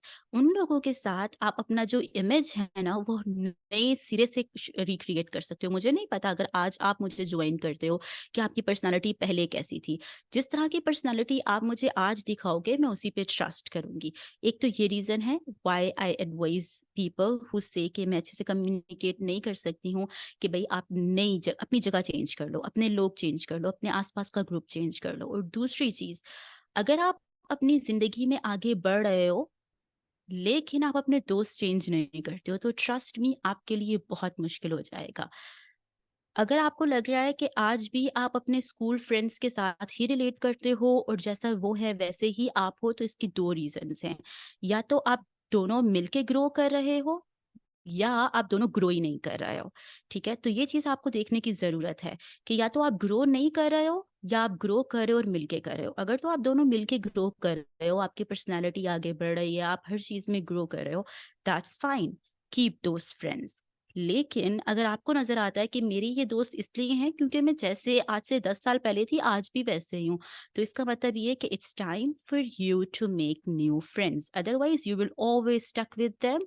They will never let you grow, they will never let you work on your personality। और आप जितना मर्ज़ी इस चीज़ को justify करो, लेकिन आप देखो कि अगर आपके दोस्त आपको अप्रिशिएट करने वाले हैं, आपके दोस्त आपको सपोर्ट करने वाले, अगर आपके दोस्त कहने वाले हैं कि आओ कोई नई चीज़ सीखें, तो आप ज़्यादा सीखोगे। और इसके साथ-साथ ना, जब आप अपनी ज़िंदगी के किसी डिफरेंट फ़ेज़ में जा रहे हो, तो जैसे कि कॉलेज में जा रहे हो, यूनिवर्सिटी में जा रहे हो, यूनिवर्सिटी के बाद आप किसी जॉब पे जा रहे हो, या फिर आपकी शादी हो जाती है। अगर आप एक ही तरह के लोग रखोगे जो कि उस फ़ेज़ में रिलेट भी नहीं कर पाते हैं, तो आपको उन फ़ेज़ेज़ में थ्राइव करने में और ग्रो करने में बहुत मुश्किल हो जाता है, ठीक है? तो आपको लाइक माइंडेड लोगों की ज़रूरत हर फ़ेज़ में होती है। अगर आपकी आज शादी नहीं हुई, कल आपकी शादी हो जाएगी, तो आपको लगेगा कि यार I need more married people in my life. फिर ये भी मैटर करेगा कि उनकी मैरिज भी कैसी हो। वो लोग जो हर वक़्त अपने इन-लॉज़ का रोना रोते रहते हैं, या आपको वो दोस्त चाहिए जो कि आपको हेल्प कर सकें कि आपने अपने इन-लॉज़ के साथ अच्छे रिलेशनशिप कैसे बनाने हैं। वो लोग जो अपने शोहर की हर वक़्त बुराई करते रहते हैं, या वो वाले लोग जो आपको हेल्प कर सकें अपने हस्बैंड के साथ अच्छा रिलेशनशिप बिल्ड करने में। अगर आप जॉब कर रहे हो या बिज़नेस का काम कर रहे हो, तो आपको उन लोगों की ज़रूरत पड़ेगी जो कि बिज़नेस आपकी तरह करना चाहते हैं या कर रहे हैं, ठीक है? तो ये आपकी एक अपॉर्च्युनिटी भी होती है कि आप अपने इमेज को रिक्रिएट कर सको, ये अपॉर्च्युनिटी होती है कि आप ग्रो कर सको। दोनों सिचुएशन में आपको नए लोगों से मिलना है, नए लोगों के साथ आप लोगों ने अपनी जो बॉन्डिंग है और कनेक्शन है वो बिल्ड करना है। स्ट्रैटेजीज़ से पहले मैं माइंडसेट पर इसलिए बात करती हूँ क्योंकि आई डू ट्रस्ट कि अगर आपका माइंडसेट ठीक है ना, और एंड ये वाली बात मैं हमेशा कहती हूँ अगेन, कि 80% ऑफ द टाइम किसी भी सिनेरियो में और किसी भी सिचुएशन में आपका माइंडसेट आपका सबसे बड़ा दुश्मन होता है, और फिर 20% ऑफ द टाइम स्ट्रैटेजीज़ काम करती हैं। हम गूगल देख रहे होते हैं, यूट्यूब देख रहे होते हैं, 20 टिप्स हैं how you can communicate better. वो आपको टिप्स दे देंगे, वो आपको टूल्स दे देंगे, और फिर भी आप कमरे में बैठकर ये सोच रहे होगे कि मैं इनको यूज़ कैसे करूँ, क्योंकि आप तो अपने माइंड के उस केज में बंद हो ना, जो आपको चीज़ें बता रहा है कि जी यू डोंट नीड टू, आपको ज़रूरत नहीं है नए फ्रेंड्स बनाने की, या फिर आप तो हमेशा से बुरी हो, या आपको हर सिचुएशन के अंदर एंग्जाइटी होती है, स्वेटिंग होती है, ये होता है, वो होता है। जब आप इस तरह की चीज़ों पर ओवरकम नहीं कर सकोगी, तो मैं आपको बेस्ट से बेस्ट रेसिपी भी दे दूँ ना, तो आप वैसा खाना नहीं बना सकोगी जिस तरह से आप बनाना चाहती हो। You have to be mentally prepared first कि this is something that I can do and this is something that I should do. इसी वजह से जब हम एक सेम रेसिपी को 2 लोग यूज़ कर रहे होते हैं ना, एक बंदा वो होता है जो कि एक्सपीरियंस्ड होता है, जो कि कॉन्फिडेंट होता है। एक बंदा वो होता है जो कि खुद पर कॉन्फिडेंट ही नहीं होता, जो कि एक बिल्कुल नाइव होता है, न्यूबी होता है। तो वो सेम रेसिपी में आप देखोगे दोनों के खाने बिल्कुल ज़मीन-आसमान का फ़र्क है। वैसे ही कम्युनिकेशन में भी वो बंदा जिसका माइंडसेट प्रिपेयर्ड है, जिसने इस माइंडसेट पे काम किया, उसको आप स्ट्रैटेजी दो and that person will be thriving. लेकिन अगर वही बंदा जिसका माइंडसेट ही खराब है, अगर आप उसको बेहतरीन से बेहतरीन किताबें दे दो, आप पढ़ लो, तो आप उस चीज़ को नहीं अप्लाई कर सकोगे। अब आप किसी नए इंसान से मिलते हो, फॉर एग्जाम्पल समझो कि आप मुझे नहीं जानते हो और आपने मुझसे मिलना है। अब काफी हद तक पता है क्या होता है, जब हम किसी नए इंसान से मिलते हैं या हम किसी से बात करते हैं, चाहे वो डिजिटल मीडिया पर हो, सोशल मीडिया पर हो, आप चाहे इंस्टाग्राम पर बात कर रहे हो या आप फेसबुक पर बात कर रहे हो, हम क्या करते हैं कि हमारी बातचीत होती है सरफेस लेवल की। हम अपने दोस्तों के साथ तो बहुत इंटीमिडेट जो होते हैं ना टॉपिक्स पर बात करते हैं। हम बात करते हैं अपनी फीलिंग्स के बारे में भी, ठीक है, आई डोंट नो आपका अपने फ्रेंड्स के साथ रिलेशनशिप कैसा है, लेकिन हम अपने फ्रेंड्स के साथ बहुत ओपन होकर बात करते हैं, रिलेशनशिप्स के बारे में बात कर ली, फैमिली के बारे में बात कर ली। लेकिन जब हम किसी स्ट्रेंजर से मिलते हैं ना, तो हम उसको बहुत सरफेस लेवल पर लगते हैं और हम पूछते हैं क्या है, आपको कौन सा कलर पसंद है, आप कौन सा ड्रामा देखते हो, आप किस शहर में रहते हो, ठीक है, आपको अपना शहर पसंद है या नहीं, या हम मौसम के बारे में बात कर लेते हैं, या अगर हम, खैर ऐसे नहीं कहना चाहिए, या फिर अगर हम बहुत ज्यादा रिलीजन के बारे में बात करते हैं, या फिर हम बहुत ज्यादा पॉलिटिक्स के बारे में बात करते हैं, ठीक है, स्पेशली हम पाकिस्तानी, हम लोग बहुत ज्यादा पॉलिटिक्स के बारे में बात करते हैं, हम बहुत ज्यादा रिलीजन के बारे में बात करते हैं, चाहे हम किसी नए इंसान से मिले या नहीं, हम कोशिश करते हैं कि हम जानने की कोशिश कर लें कि उनका रिलीजन के बारे में पॉइंट ऑफ व्यू क्या है, या हम ये जानने की कोशिश कर लें कि वो किस पार्टी से बिलोंग करते हैं, वो नून लीग से हैं या पीटीआई से हैं। हमारा बेसिकली बस यही बातचीत होती है। लेकिन याद रखो कि अगर आप किसी स्ट्रेंजर से आज के बाद आप किसी स्ट्रेंजर से बात कर रहे हो, तो आपका पर्पस सिर्फ टाइम पास करना नहीं है या ब्रैग करना नहीं है। ब्रैग व्हाट मींस, ब्रैग करना कि मैं किस यूनिवर्सिटी से हूँ, मैं किसी से मिल रही हूँ और मैं उसको बताऊं कि जी मैं पंजाब यूनिवर्सिटी से हूँ, और मैं अपनी यूनिवर्सिटी के बारे में ब्रैग करना शुरू कर दूं, ठीक है, या फिर मैं बताना शुरू कर दूं, अपने कोर्सेज के बारे में ब्रैग करना शुरू कर दूं, या मैं अपने बारे में बहुत ज्यादा बातचीत करना शुरू कर दूं। आपका पर्पस कनेक्ट करना है, और जब आपका पर्पस कनेक्ट करना होता है ना, तो इट मीन्स कि आप लॉन्ग टर्म गोल को देख रहे हो। आपका लॉन्ग टर्म गोल क्या है कि अगर ये इंसान मेरे से मिलता जुलता है, मेरी वैल्यूज को समझ पाता है, मैं इससे कनेक्ट करती हूँ, तो ये इंसान मेरा फ्रेंड होगा, ठीक है। नेक्स्ट स्टेज आपकी ये है, if you are meeting someone today, it means that person is going to be a part of your life, और अगर वो आपसे मैच नहीं करता तो it he or she is not gonna be part of your life, ठीक है। लेकिन आपने किसी भी इंसान से किसी भी जगह पर नेटवर्किंग करते वक्त ये सोचकर नहीं मिलना है कि जस्ट टाइम पास है इसलिए बस जाने दो, जो जो क्वेश्चन माइंड में आ रहा है पूछो एंड दैट्स ओके, ठीक है। हमेशा याद रखो कि चाहे आपके बहुत क्लोज फ्रेंड्स हो या ना हो, close friends I always say कि बहुत थोड़े होने चाहिए, क्वालिटी फ्रेंड्स होने चाहिए, लेकिन आपका नेटवर्क इंक्रीज होना चाहिए, आपका नेटवर्क बहुत ज्यादा ग्रो करते रहना चाहिए। जब भी आपको कोई इंसान मिले, हो सकता है कि उससे आपका बिजनेस रिलेशनशिप हो जाए, हो सकता है कि उसके साथ आप फ्यूचर में कोई काम कर सको, तो हर इंसान से ये सोचकर मिलो कि ओके क्लोज फ्रेंड नहीं भी बनता दैट्स ओके, लेकिन हो सकता है कि कोई न्यू अपॉर्चुनिटी मिल जाए, ठीक है। तो आपने ये माइंड में रखना है, टाइम पास नहीं होना चाहिए, इंसानों से कनेक्ट करना है, इंसानों से बॉन्ड करना है। हम आखिर में सोशल क्रिएचर्स हैं, हम इंसानों से कनेक्ट नहीं करेंगे, हमारे पास लोग नहीं है जिनसे हम बात कर सकेंगे, जिनके साथ हमारा माइंड मिलता है, तो we are not gonna survive, ठीक है। तो आपका पर्पस है that you are communicating to connect, that's why आपने हर इंसान से इस तरह से बात करनी है जैसे आप उससे बॉन्डिंग करना चाहते हो, इंटेंशन के साथ, माइंडफुल होके, सोच के, ठीक है। ये आपके माइंड में बात होनी चाहिए। अच्छा, हो सकता है आपके माइंड में ये बात आ रही हो कि हमने जिस भी इंसान से मिलना है ना, तो हमने मतलब ही होकर मिलना है, या हमारे माइंड में होगा कि हमने उससे कुछ लेना है। No, that's not the thing. all you are doing is you are giving someone your full attention. और आजकल डिजिटल मीडिया के दौर में अगर आप किसी को फुल अटेंशन दे रहे हो, you are listening to someone, it means you are doing a huge favour. हम सबका सबसे ज्यादा क्या होता है कि कोई हमें सुन ले। कितने लोग मुझसे बात करते हैं या सिर्फ मैसेज करते हैं और उनका ये मसला नहीं होता कि उनके साथ प्रॉब्लम है कि वो कॉन्फिडेंट नहीं है, ऑल दे नीड समवन कि कोई मुझे सुन सके, ठीक है। और अगर मैं उनको सुन लेती हूँ या मैं आपकी बात सुनती हूँ तो मैं आपके साथ कनेक्ट कर पाती हूँ और आप मेरे साथ कनेक्ट कर पाते हो। इट्स नॉट लाइक कि I am asking you to do something for me, no, we are connecting and every day मेरा सर्कल बढ़ रहा है। ओके लोगों को लगता है कि ओके जवेरिया के साथ मैं कनेक्ट कर पाऊंगी, एंड इट्स नॉट लाइक हाँ ठीक है ये भी है कि मुझे एक तरह से फायदा हो रहा है या मेरा सर्कल बढ़ रहा है, लेकिन एट द अदर हैंड आप दूसरे इंसान को भी फेवर कर रहे हो, उसकी भी इसमें वैल्यू ऐड हो रही है, ठीक है। तो आपने अपने आप को सेल्फिश नहीं समझना कि मैं सेल्फिश हो रही हूँ या मैंने अपना कोई फायदा इस बंदे से लेना है, नो।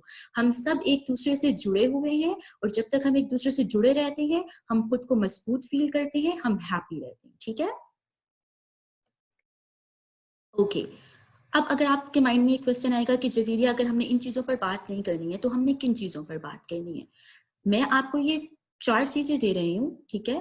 इन 4 चीजों पर अगर आप किसी से भी बात करते हो तो आप उससे कनेक्ट कर पाओगे, लेकिन आपने इन 4 चीजों पर 1 बाय 1 बात करनी है। सबसे पहले जो टॉपिक है आपने उस पर बात करनी है। ये नहीं कि आप लास्ट से स्टार्ट करोगे तो काफी हद तक चांसेस है कि वो इंसान समझे कि आप बहुत ज्यादा कहते हैं ना कि आप बहुत ज्यादा क्लिंग हो रहे हो या आप बहुत ज्यादा जिसे कहते हैं चिपक रहे हो, वो वाला काम नहीं करना, ठीक है। आपने लास्ट से स्टार्ट नहीं करना, आपने फर्स्ट से स्टार्ट करना है। Just more 30 minutes I guess because नमाज का टाइम हो रहा है, we need to offer the prayer.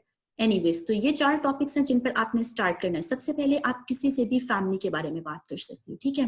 Family एक ऐसा टॉपिक होता है जिस पर कोई भी इजीली बात करना पसंद करता है और कोई ये फील नहीं करता कि कोई मेरी पर्सनल लाइफ में घुसना चाह रहा है, ठीक है। कोई बुरा फील नहीं करता अगर आप किसी से उनकी फैमिली के बारे में बात करो।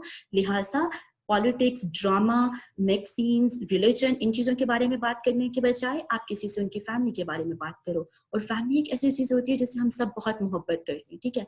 अगर आप मुझसे बात कर रहे हो, आप मुझसे मेरी फैमिली के बारे में बात कर रहे हो, तो मुझे लगेगा कि आप मेरे अंदर इंटरेस्टेड हो और मैं अपनी फैमिली के बारे में आपको बड़ी खुशी खुशी बताऊंगी कि मेरी फैमिली में मुझे इन लोगों से बहुत प्यार है या इस तरह की चीजें, ठीक है। और मैं कंफर्टेबल भी होंगी, मुझे ये नहीं लगेगा कि आप मेरी पर्सनल लाइफ में दाखिल हो रहे हो, ठीक है। सेकंड चीज जो आप किसी से बात कर सकते हो और लोग बहुत कंफर्टेबल होते हैं बात करने के बारे में, वो होती है उनकी ऑक्यूपेशन। वो क्या पढ़ रहे हैं, ठीक है, उनकी स्टडी क्या है, वो जो स्टडी कर रहे हैं क्यों कर रहे हैं, या वो जॉब कर रहे हैं क्या जॉब है। इन चीजों के बारे में लोग बहुत अच्छे से बात करते हैं और उनको बहुत ज्यादा सोचना भी नहीं पड़ रहा होता क्योंकि वो ये लोग ये काम एवरीडे लाइफ में कर रहे होते हैं, ठीक है। तो आप इसलिए ऑक्यूपेशन के बारे में भी लोगों से बात कर सकते हो और किसी को नहीं लगेगा कि आप एक्स्ट्रा क्लोज होने की बात करें, ठीक है। थर्ड चीज इस पर आप बात कर सकते हो वो है रिक्रिएशन। रिक्रिएशन क्या होती है? रिक्रिएशन होता है किसी इंसान का किस चीज में इंटरेस्ट है, हॉबीज क्या है, पैशन क्या है। अब ये चीजें अभी आपको लग रहा होगा कि ये बहुत ऑब्वियस है, लेकिन अभी हमने इनको पावरफुल बनाना है, ठीक है। अगर आप फैमिली के बारे में बात कर रहे हो तो किस अंदाज से बात करनी है, क्योंकि अगर मैं सिर्फ आपसे ये बात करती हूँ या आप मुझसे ये बात करते हो जवेरिया आपके कितने बहन भाई हैं, इससे तो कोई रिलेशनशिप बनने वाला नहीं है। मैं हो सकता है आपको कहूँ मेरे 4 बहन भाई हैं एंड दैट्स इट, कन्वर्सेशन खत्म, आप आगे क्या बात करोगे, ठीक है। इसलिए आपका ये सोचने की बहुत जरूरी है कि आपने बात कैसे करनी है। टॉपिक्स आपको पता चल गए हैं, उसके बाद हम नेक्स्ट डिस्कशन करेंगे कि आपने ये टॉपिक्स पर बात कैसे करनी है। लास्ट जो चीज है वो ड्रीम्स पे बात करनी है कि आपके ड्रीम्स क्या हैं। ड्रीम्स हमारे दिल के बहुत करीब होते हैं और कुछ ड्रीम्स होते हैं जो हम पूरे नहीं कर पाते हैं, इसलिए कुछ लोगों के लिए इस टॉपिक पर बात करना बहुत सेंसिटिव हो सकता है कि वो इमोशनल हो इन चीजों को लेकर। इसलिए ड्रीम्स के बारे में सबसे आखिर में बात करनी चाहिए। हम सबसे पहले बात कर लेते हैं आप क्या बनना चाहते थे। अब अगर तो मैं जो बचपन में बनना चाहती थी वो मैं नहीं बन सकी हूँ तो मैं शर्मिंदगी महसूस करूंगी आपसे बात करते वक्त कि ये मुझसे ऐसी बात कर रहा है, पता नहीं मेरा इंप्रेशन क्या पड़ेगा, ये चीजें होंगी, ठीक है। लेकिन अगर तो आपने बिल्ड कर लिया मेरे साथ रिलेशनशिप, फैमिली के बारे में बात करके, ऑक्यूपेशन के बारे में बात करके, या हम इस लेवल पर हैं कि मैं आपके साथ इस तरह की सेंसिटिव गुफ्तगू पर बात कर सकती हूँ, तो फिर मैं कंफर्टेबल होंगी, मुझे कोई मसला नहीं होगा। दैट्स वाई आपने स्टेप बाय स्टेप जाना है, family, occupation, recreation and then dreams. अब क्या चीजें हैं जो आपने माइंड में रखनी है इन टॉपिक्स पर बात करते वक्त?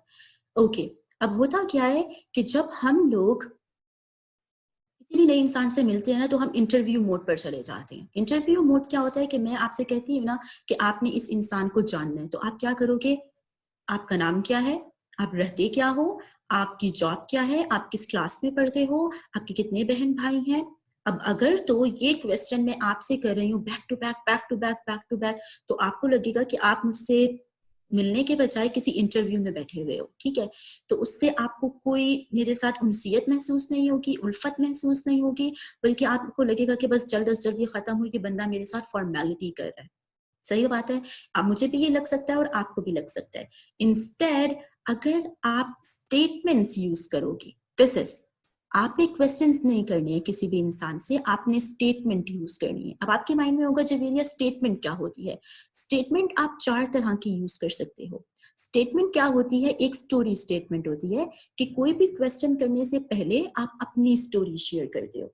फॉर एग्जाम्पल, समझो कि आपने फैमिली के बारे में बात करनी है और आप किसी रेस्टोरेंट में बैठे हुए हो और आप किसी लड़की को देखते हो, ठीक है, कोई लड़की आपके पास है या कोई वेट्रेस है, और आप उसको देखकर कहते हो, उस इंसान से, आप मुझसे फैमिली के बारे में बात करनी है, आप कहते हो कि ये लड़की ना मुझे अपनी बहन की तरह लग रही है, या किसी ने कोई ड्रेसिंग की हो या इस तरह की कोई भी चीज हो जो आपकी फैमिली मेंबर से मिलती है, और आप जस्ट रेंडमली कहते हो कि बहुत फ्रेंड की, मेरी मेरी फ्रेंड की तरह लग रही है, या मेरी सिस्टर की तरह लग रही है, या आप कोई मूवी देख रहे हो तो आप कह सकते हो कि मेरी मेरी जो बहन है उसको ये मूवी बहुत ज्यादा पसंद है, ठीक है? जब आप अपनी अपनी फैमिली को दरमियान में ले आए हो, आप अपनी फैमिली के बारे में बात करें, और ये चीज आप डिजिटल मीडिया और सोशल मीडिया पे भी बात कर सकते हो। किसी ने कोई स्टेटस लगाया है किसी मूवी का और आप उस इंसान के साथ रिलेशनशिप बिल्ड करना चाह रहे हो, तो आप कमेंट कर सकते हो एक स्टोरी स्टेटमेंट में कि ओह, ये तो मेरी बहन भी बहुत अच्छे से देखती है, एंड आफ्टरवर्ड्स आप क्वेश्चन बहुत इजीली कर सकते हो, और आपके बहन भाई कैसे हैं, ठीक है, या आपके बहन भाई कैसे हैं, या आपने कोई स्टोरी बताई है कि मेरी बहन हमेशा मेरे साथ ऐसे करती है, क्या आपके बहन भाई भी ऐसे करते हैं? तो काफी हद तक चांसेस है कि वो आपको बताएगा, या तो आपको वो इंसान ये बताएगा कि नहीं मेरे बहन भाई नहीं है, या वो आपको बताएगा कि नहीं मेरे बहन भाई भी ऐसे ही हैं, वो भी ऐसे ही करते हैं। तब अब बॉन्डिंग है, अब हम कैजुअल बात कर रहे हैं, ठीक है? अब आपको ये नहीं लग रहा कि मैं आपके साथ सिर्फ क्वेश्चन कर रही हूँ, ओके? अब अगर उस इंसान ने कहा कि उसके बहन भाई नहीं है, तो अब काफी हद तक चांसेस है कि आप बात खत्म कर दो कि ओ माय गॉड, मैंने ये बात क्या कर दी, इस इंसान के तो बहन भाई नहीं है। नो, आप आगे बात कर सकते हो कि अच्छा, कभी आपका दिल किया कि आपके बहन भाई होने चाहिए? और इस तरह स्टेप बाय स्टेप आपने एक स्टोरी से बात शुरू की, आपने पहले अपनी फैमिली के बारे में बात की, एंड देन आप उस इंसान को इस चीज पर आमादा करे हो कि वो आपसे भी अपनी फैमिली के बारे में बात करे। ठीक ऐसे ही आप स्टोरी अपने एक्सपीरियंसेस के बारे में कर सकते हो। फॉर एग्जाम्पल, आप किसी रेस्टोरेंट में बैठे हुए हो, या आप अभी यहीं पर हैं, हम लोग, लाइव चली जाती है, ठीक है, और मैंने आपके साथ कन्वर्सेशन कर रही हूँ, बातचीत कर रही हूँ, तो आप क्या बात कर सकते हो, या मैं आपसे क्या बात कर सकती हूँ कि जब मैं छोटी होती थी ना, तो मुझे डार्कनेस से बहुत डर लगता था, और मैं हमेशा कोशिश करती थी कि कहीं पर भी मैं अंधेरे में ना हो, और मुझे लगता था कि यहाँ पर कई जिन भूत आ जाएंगे। अब जब मैंने आपको स्टोरी बताई, तो मैं अब आपसे इजीली पूछ सकती हूँ कि आपको किस चीज से डर लगता है। इंस्टेड ऑफ सेइंग, सबसे पहले ही ये पूछने में कि आपको किस चीज से डर लगता है, आप मुझे कभी नहीं बताओगे, या आप झिझक महसूस करोगे इस टॉपिक पर बात करने पर। लेकिन जब मैंने आपके साथ शेयर किया अपनी स्टोरी, तो आपके पास काफी चीजें हैं जिन पर आप बात कर सकते हो। अब देखो, मैंने आपको क्या आंसर दिया कि जब मैं छोटी होती थी, ठीक है, यहाँ पर हम डार्कनेस के बारे में बात कर रहे हैं, और अपने चाइल्डहुड के बारे में बात कर रहे हैं, और जिन भूतों के बारे में बात कर रहे हैं। अब अगर मैंने आपको ये 3 चीजें एक जवाब में दे दी हैं, तो अब आपके पास 3 चीजें जिनके ऊपर आप बात कर सकते हो मेरे से मजीद बात को आगे बढ़ाने के लिए। हो सकता है आपका कोई एक्सपीरियंस हो डार्कनेस से रिलेटेड, या हो सकता है आप अपनी चाइल्डहुड के बारे में बात करना शुरू कर दो मुझसे, या हो सकता है कि आप जिन भूतों के बारे में कोई सी मूवी के बारे में बात करना शुरू कर दो। तो इस तरह स्टेप बाय स्टेप हम आगे बढ़ सकते हैं, ठीक है? ये स्टोरी स्टेटमेंट होती है। सेकेंड स्टेटमेंट होती है ऑब्जर्वेशन स्टेटमेंट। ऑब्जर्वेशन स्टेटमेंट क्या होती है? आप किसी इंसान को देखते हो, और उसको देखने के बाद आप कोई ऑब्जर्वेशन बना लेते हो। फॉर एग्जाम्पल, आप मुझे देखते हो और आप कहते हो कि जवेरिया, मुझे लगता है कि हो सकता है आपको मुझे देखकर लगे कि मैं बहुत फन हूँ, या आपको लगे कि मैं बहुत सीरियस हूँ, ठीक है? ये आपकी ऑब्जर्वेशन है मुझे देख के। तो अगर आपने मुझसे बात करनी है, तो आप सिर्फ और सिर्फ एक ऑब्जर्वेशन या अजम्पशन कर सकते हो मेरे बारे में कि मुझे लगता है कि आप ना बहुत सीरियस हो, तो अब मैं आपसे आगे से इस तरह के क्वेश्चन कर सकती हूँ कि आपको ऐसा क्यों लगा, या मैं आपसे कहूंगी कि हाँ वाकई में सीरियस रहने वाली लड़की हूँ, या हो सकता है मैं आपसे कहूँ कि ऐसा तो नहीं है लेकिन किस चीज की वजह से आपको वैसा लगा। इस तरह की बातें आगे बढ़ना शुरू हो जाती हैं और आप दूसरे इंसान के बारे में बहुत अच्छे तरीके से जानना शुरू हो जाते हो, ठीक है। इस तरह से आपने किसी को ड्रेस पहने हुए देखा, आप कह सकते हो कि मुझे लगता है कि आप बहुत ट्रेडिशनल हो। अगर हमने किसी को ट्रेडिशनल वेयर पहने हुए देखा है तो ये assumptions होती हैं, हम दूसरे इंसानों के बारे में लगाते हैं। आप बहुत जोली हो, ये सारी assumptions हैं जो आप दूसरे इंसान को देखकर लगाते हो और आप इसको अपनी कन्वर्सेशन में यूज कर सकते हो। थर्ड जो होती है वो रैंडम स्टेटमेंट होती है। आप जिस जगह पर बैठे होते हो, अपने आसपास की चीजें देखते हो और उनसे रिलेटेड अगर आपके माइंड में कोई बात आती है तो आप रैंडमली उस स्टेटमेंट को बयान कर लेते हो। फॉर एग्जांपल, या आपके माइंड में भी कोई थिंकिंग आ सकती है, आपके माइंड में ये थिंकिंग आ रही है, आप सिर्फ रैंडम स्टेटमेंट दे सकते हो कि मैं अपनी जॉब छोड़ने के बारे में सोच रही हूँ, या मैं ग्रेजुएशन मेरी कंप्लीट होने वाली है। तो ये रैंडम स्टेटमेंट होती है जिससे अगले बंदा खुद ब खुद आपसे या तो कोई सवाल करेगा कि क्यों आप जॉब क्यों छोड़ना चाह रही हो, या ग्रेजुएशन के बाद आपके क्या प्लान्स है, and you guys start to connect. ऐसी बहुत सारी बातें होती हैं जिनके साथ आप कनेक्ट कर सकते हो। और हमेशा आपने ये देखना है कि दूसरा इंसान आपको क्या क्या क्लू दे रहा है। जैसे मैंने आपको बताया कि डार्कनेस, एक ही बात के अंदर इतनी सारी चीजें होती हैं, डिफरेंट टॉपिक्स होते हैं, दूसरा इंसान आपको खुद दे रहा होता है जिनके ऊपर आप बात कर सकते हो, but you need to listen. आपने अपने कान खोल के रखने हैं, तब आपको समझ में आ रहा होता है कि ओके मैं इस पर बात कर सकती हूँ, इस पर बात से बात निकलती जाती है। एंड लास्ट होता है compliment statement. Just a second, okay, compliment statement. अब कॉम्प्लीमेंट स्टेटमेंट 3 चीजों से रिलेटेड होती है। आप किसी को कॉम्प्लीमेंट कर सकते हो उसके काम के बारे में, आप किसी को कॉम्प्लीमेंट कर सकते हो उसकी एनर्जी के बारे में, आप किसी को कॉम्प्लीमेंट कर सकते हो उसकी अपीयरेंस के बारे में, उनके कपड़ों के बारे में, ओके। लेकिन यहाँ पर आपने बहुत केयरफुल होना है। बहुत सारे लोग होते हैं जो फेक कॉम्प्लीमेंट करते हैं। हमेशा याद रखना है कि please don't fake any compliment. When you do compliment anyone, mean it. लोगों को पता चल जाता है when you are faking it. और अगर किसी को पता लग गया कि आप उसको जस्ट फेक कॉम्प्लीमेंट कर रहे हो, आपकी एप्रिसिएशन फेक है, तो आप कभी भी कनेक्ट नहीं करोगे। इसकी एग्जांपल ऐसी है कि अगर आप मुझसे पहली दफा मिल रहे हो और 5 मिनट के अंदर अंदर आप मुझे कहते हो कि जवेरिया मुझे आपकी एनर्जी बहुत अच्छी लगती है, या मुझे आपकी पर्सनालिटी बहुत अच्छी लगी है, मैं ऐसे लोगों को बहुत पसंद करती हूँ, तो ऑफ कोर्स मुझे लगेगा कि 5 मिनट के अंदर इस इंसान को कैसे पता चल गया कि मैं कौन हूँ या मेरी पर्सनालिटी कैसी है। So you need to understand कि किस सिचुएशन में हो और आपने क्या बात करनी है। कि आप किसी के घर में रात को 12 बजे जाते हो या 1 बजे जा रहे हो और वो बिस्तर से निकल कर आ रहा है और आप उसको कॉम्प्लीमेंट कर रहे हो, आप बहुत अच्छे लग रहे हो, ऑफ कोर्स ये एक फेक कॉम्प्लीमेंट है। दूसरे इंसान को ये फील होगा, या आपका जो कॉम्प्लीमेंट है वो किसी को ये नहीं लगना चाहिए कि आप उसका मजाक उड़ा रहे हो। When you do compliment, mean it, okay. And afterwards, what you need to do, instead of talking about one thing, you need to transition between topics using remind me of method. ठीक है। हो सकता है आप एक ही topic पर बात किए जा रहे हो, अब चाइल्डहुड की बात होना शुरू होगी है तो आप चाइल्डहुड पर ही बात कर रहे हो, या आपने किसी को कॉम्प्लीमेंट किया है और कॉम्प्लीमेंट करने के बाद या तो आप खामोश हो गए हो या आपको पता नहीं है क्या बात करनी है, ठीक है। आप कॉम्प्लीमेंट के एंड में कोई ऐसी बात करो जो दूसरे कोई एक नई बात स्टार्ट कर सके, तो आप एक टॉपिक से दूसरे टॉपिक पर ट्रांजिशन हो जाते हो, कन्वर्ट हो जाते हो। फॉर एग्जांपल, अगर आप मेरे से बात करो कि जवेरिया आपके बाल बहुत अच्छे हैं या आपका हिजाब बहुत अच्छा है, और फिर आप अपने बारे में बात करना शुरू कर दे, तो ये नॉर्मल होता है कि मैं भी ऐसा हिजाब सीखना चाहती हूँ या मैं ऐसा हिजाब करना चाहती थी। एंड आफ्टरवर्ड्स आप इस बात को एंड कर सकते हो इस तरह से कि ये हिजाब ना अरेबियंस करते हैं या तुर्किश करते हैं। अब यहाँ पर आपने अरेबियंस और तुर्किश की बात कर ली, तो नेक्स्ट टॉपिक हम तुर्किश पर तुर्की लोगों की बात कर सकते हैं, हम न्यू जो भी उस कल्चर की बात कर सकते हैं, और ऐसे टॉपिक्स निकलना शुरू हो जाते हैं। हमेशा याद रखो कि एक टॉपिक पर स्टक नहीं होना, अदरवाइज आपकी कन्वर्सेशन बोरिंग होना शुरू हो जाती है। Next is you need to understand that instead of letting conversation stop when facing contradiction, what you need to do, redirect the conversation by telling what does that remind you of। इसकी example मैं आपको देती हूँ। आप मुझसे बात कर रहे हो, ओके, और मैं आपसे कहती हूँ कि आपको हॉर्सेस पसंद है, because I am a huge fan. तो मैं आपसे पूछती हूँ कि आपको हॉर्सेस पसंद है। अब कंट्रोडिक्शन क्या होती है कि आपको हॉर्सेस बिल्कुल पसंद नहीं है। अब काफी हद तक लोग क्या करते हैं कि वो कहेंगे कि नहीं मुझे नहीं पसंद, एंड साइलेंस, ऑकवर्ड साइलेंस।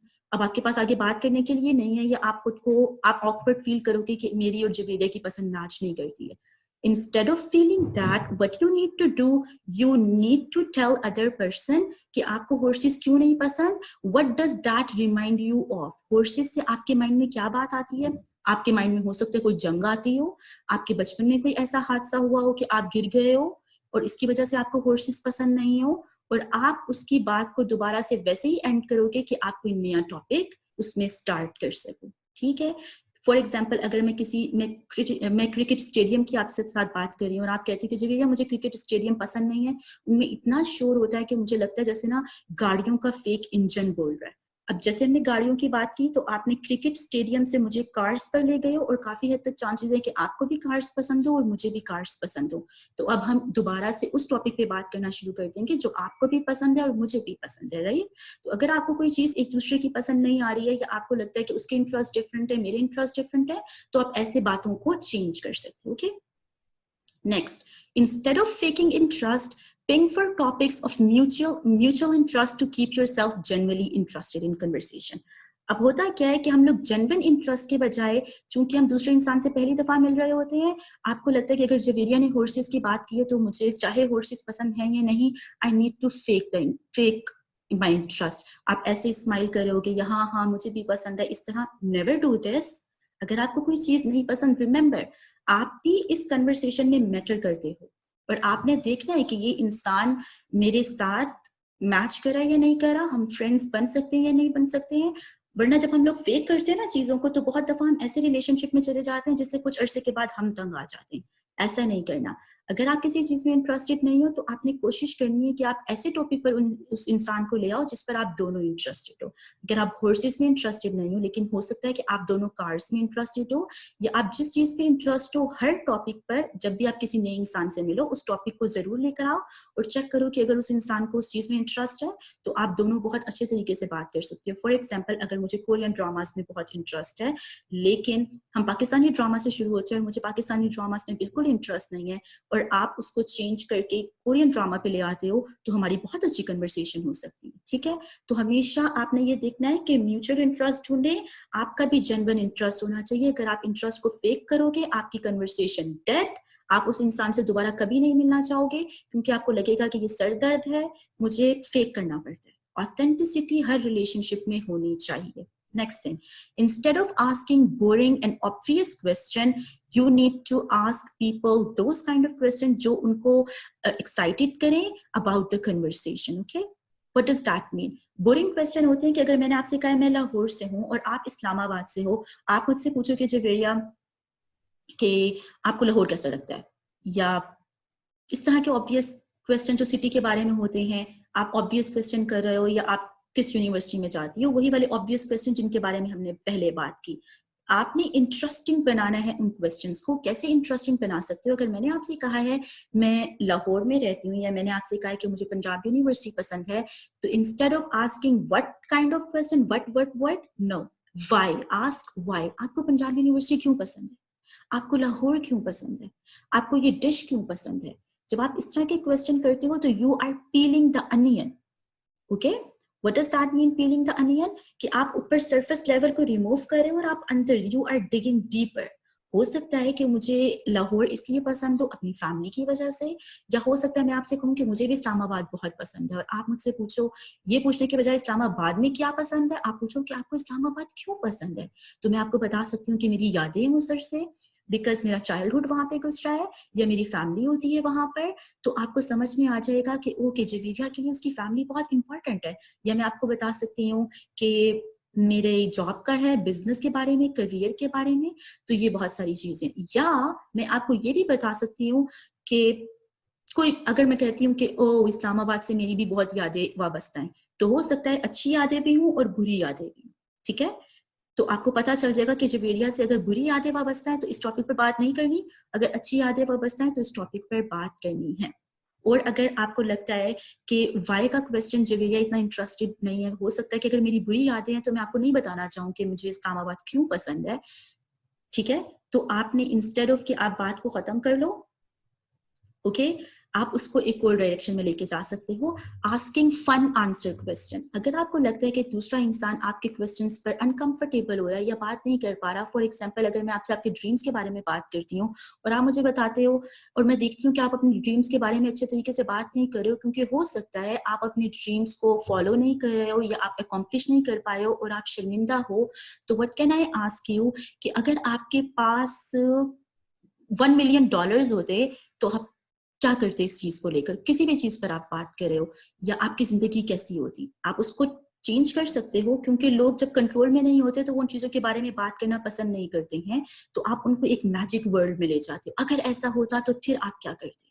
हुआ नहीं है, you are just asking fun questions. और मुझे बहुत अच्छा लगेगा अगर मैं आपके साथ, और सबको अच्छा लगता है कि ओके हम इमेजिनेशन में चले गए हैं and now we are thinking कि अगर हमारे पास ये होता तो मेरी जिंदगी कैसी होती।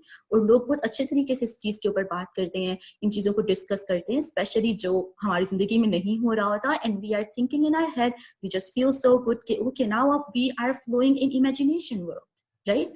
तो आप इस तरह से अपने कन्वर्सेशन को लेके जा सकते हो। Last thing you need to understand, instead of keeping it formal, create a connection with people by genuinely laughing. When I say laughing, it means genuine laugh.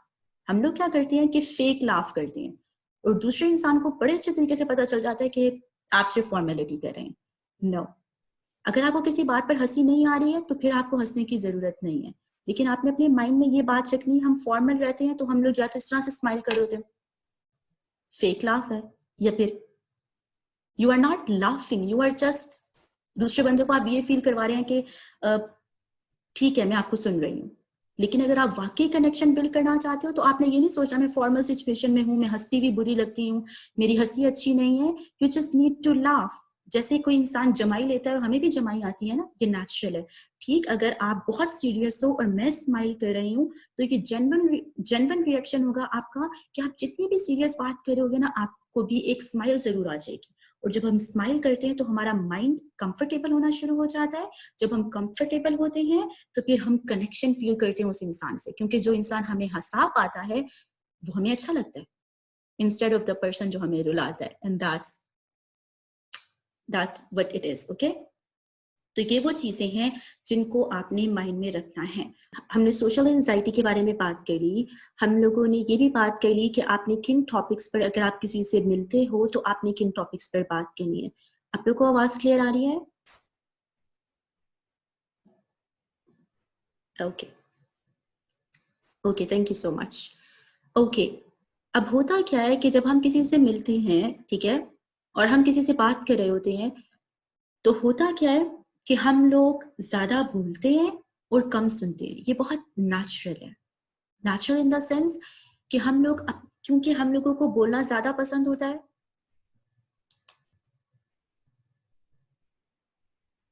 Okay, हम अपने बारे में बात करना ज्यादा पसंद करते हैं, इसलिए हम ज्यादा बोल रहे होते हैं।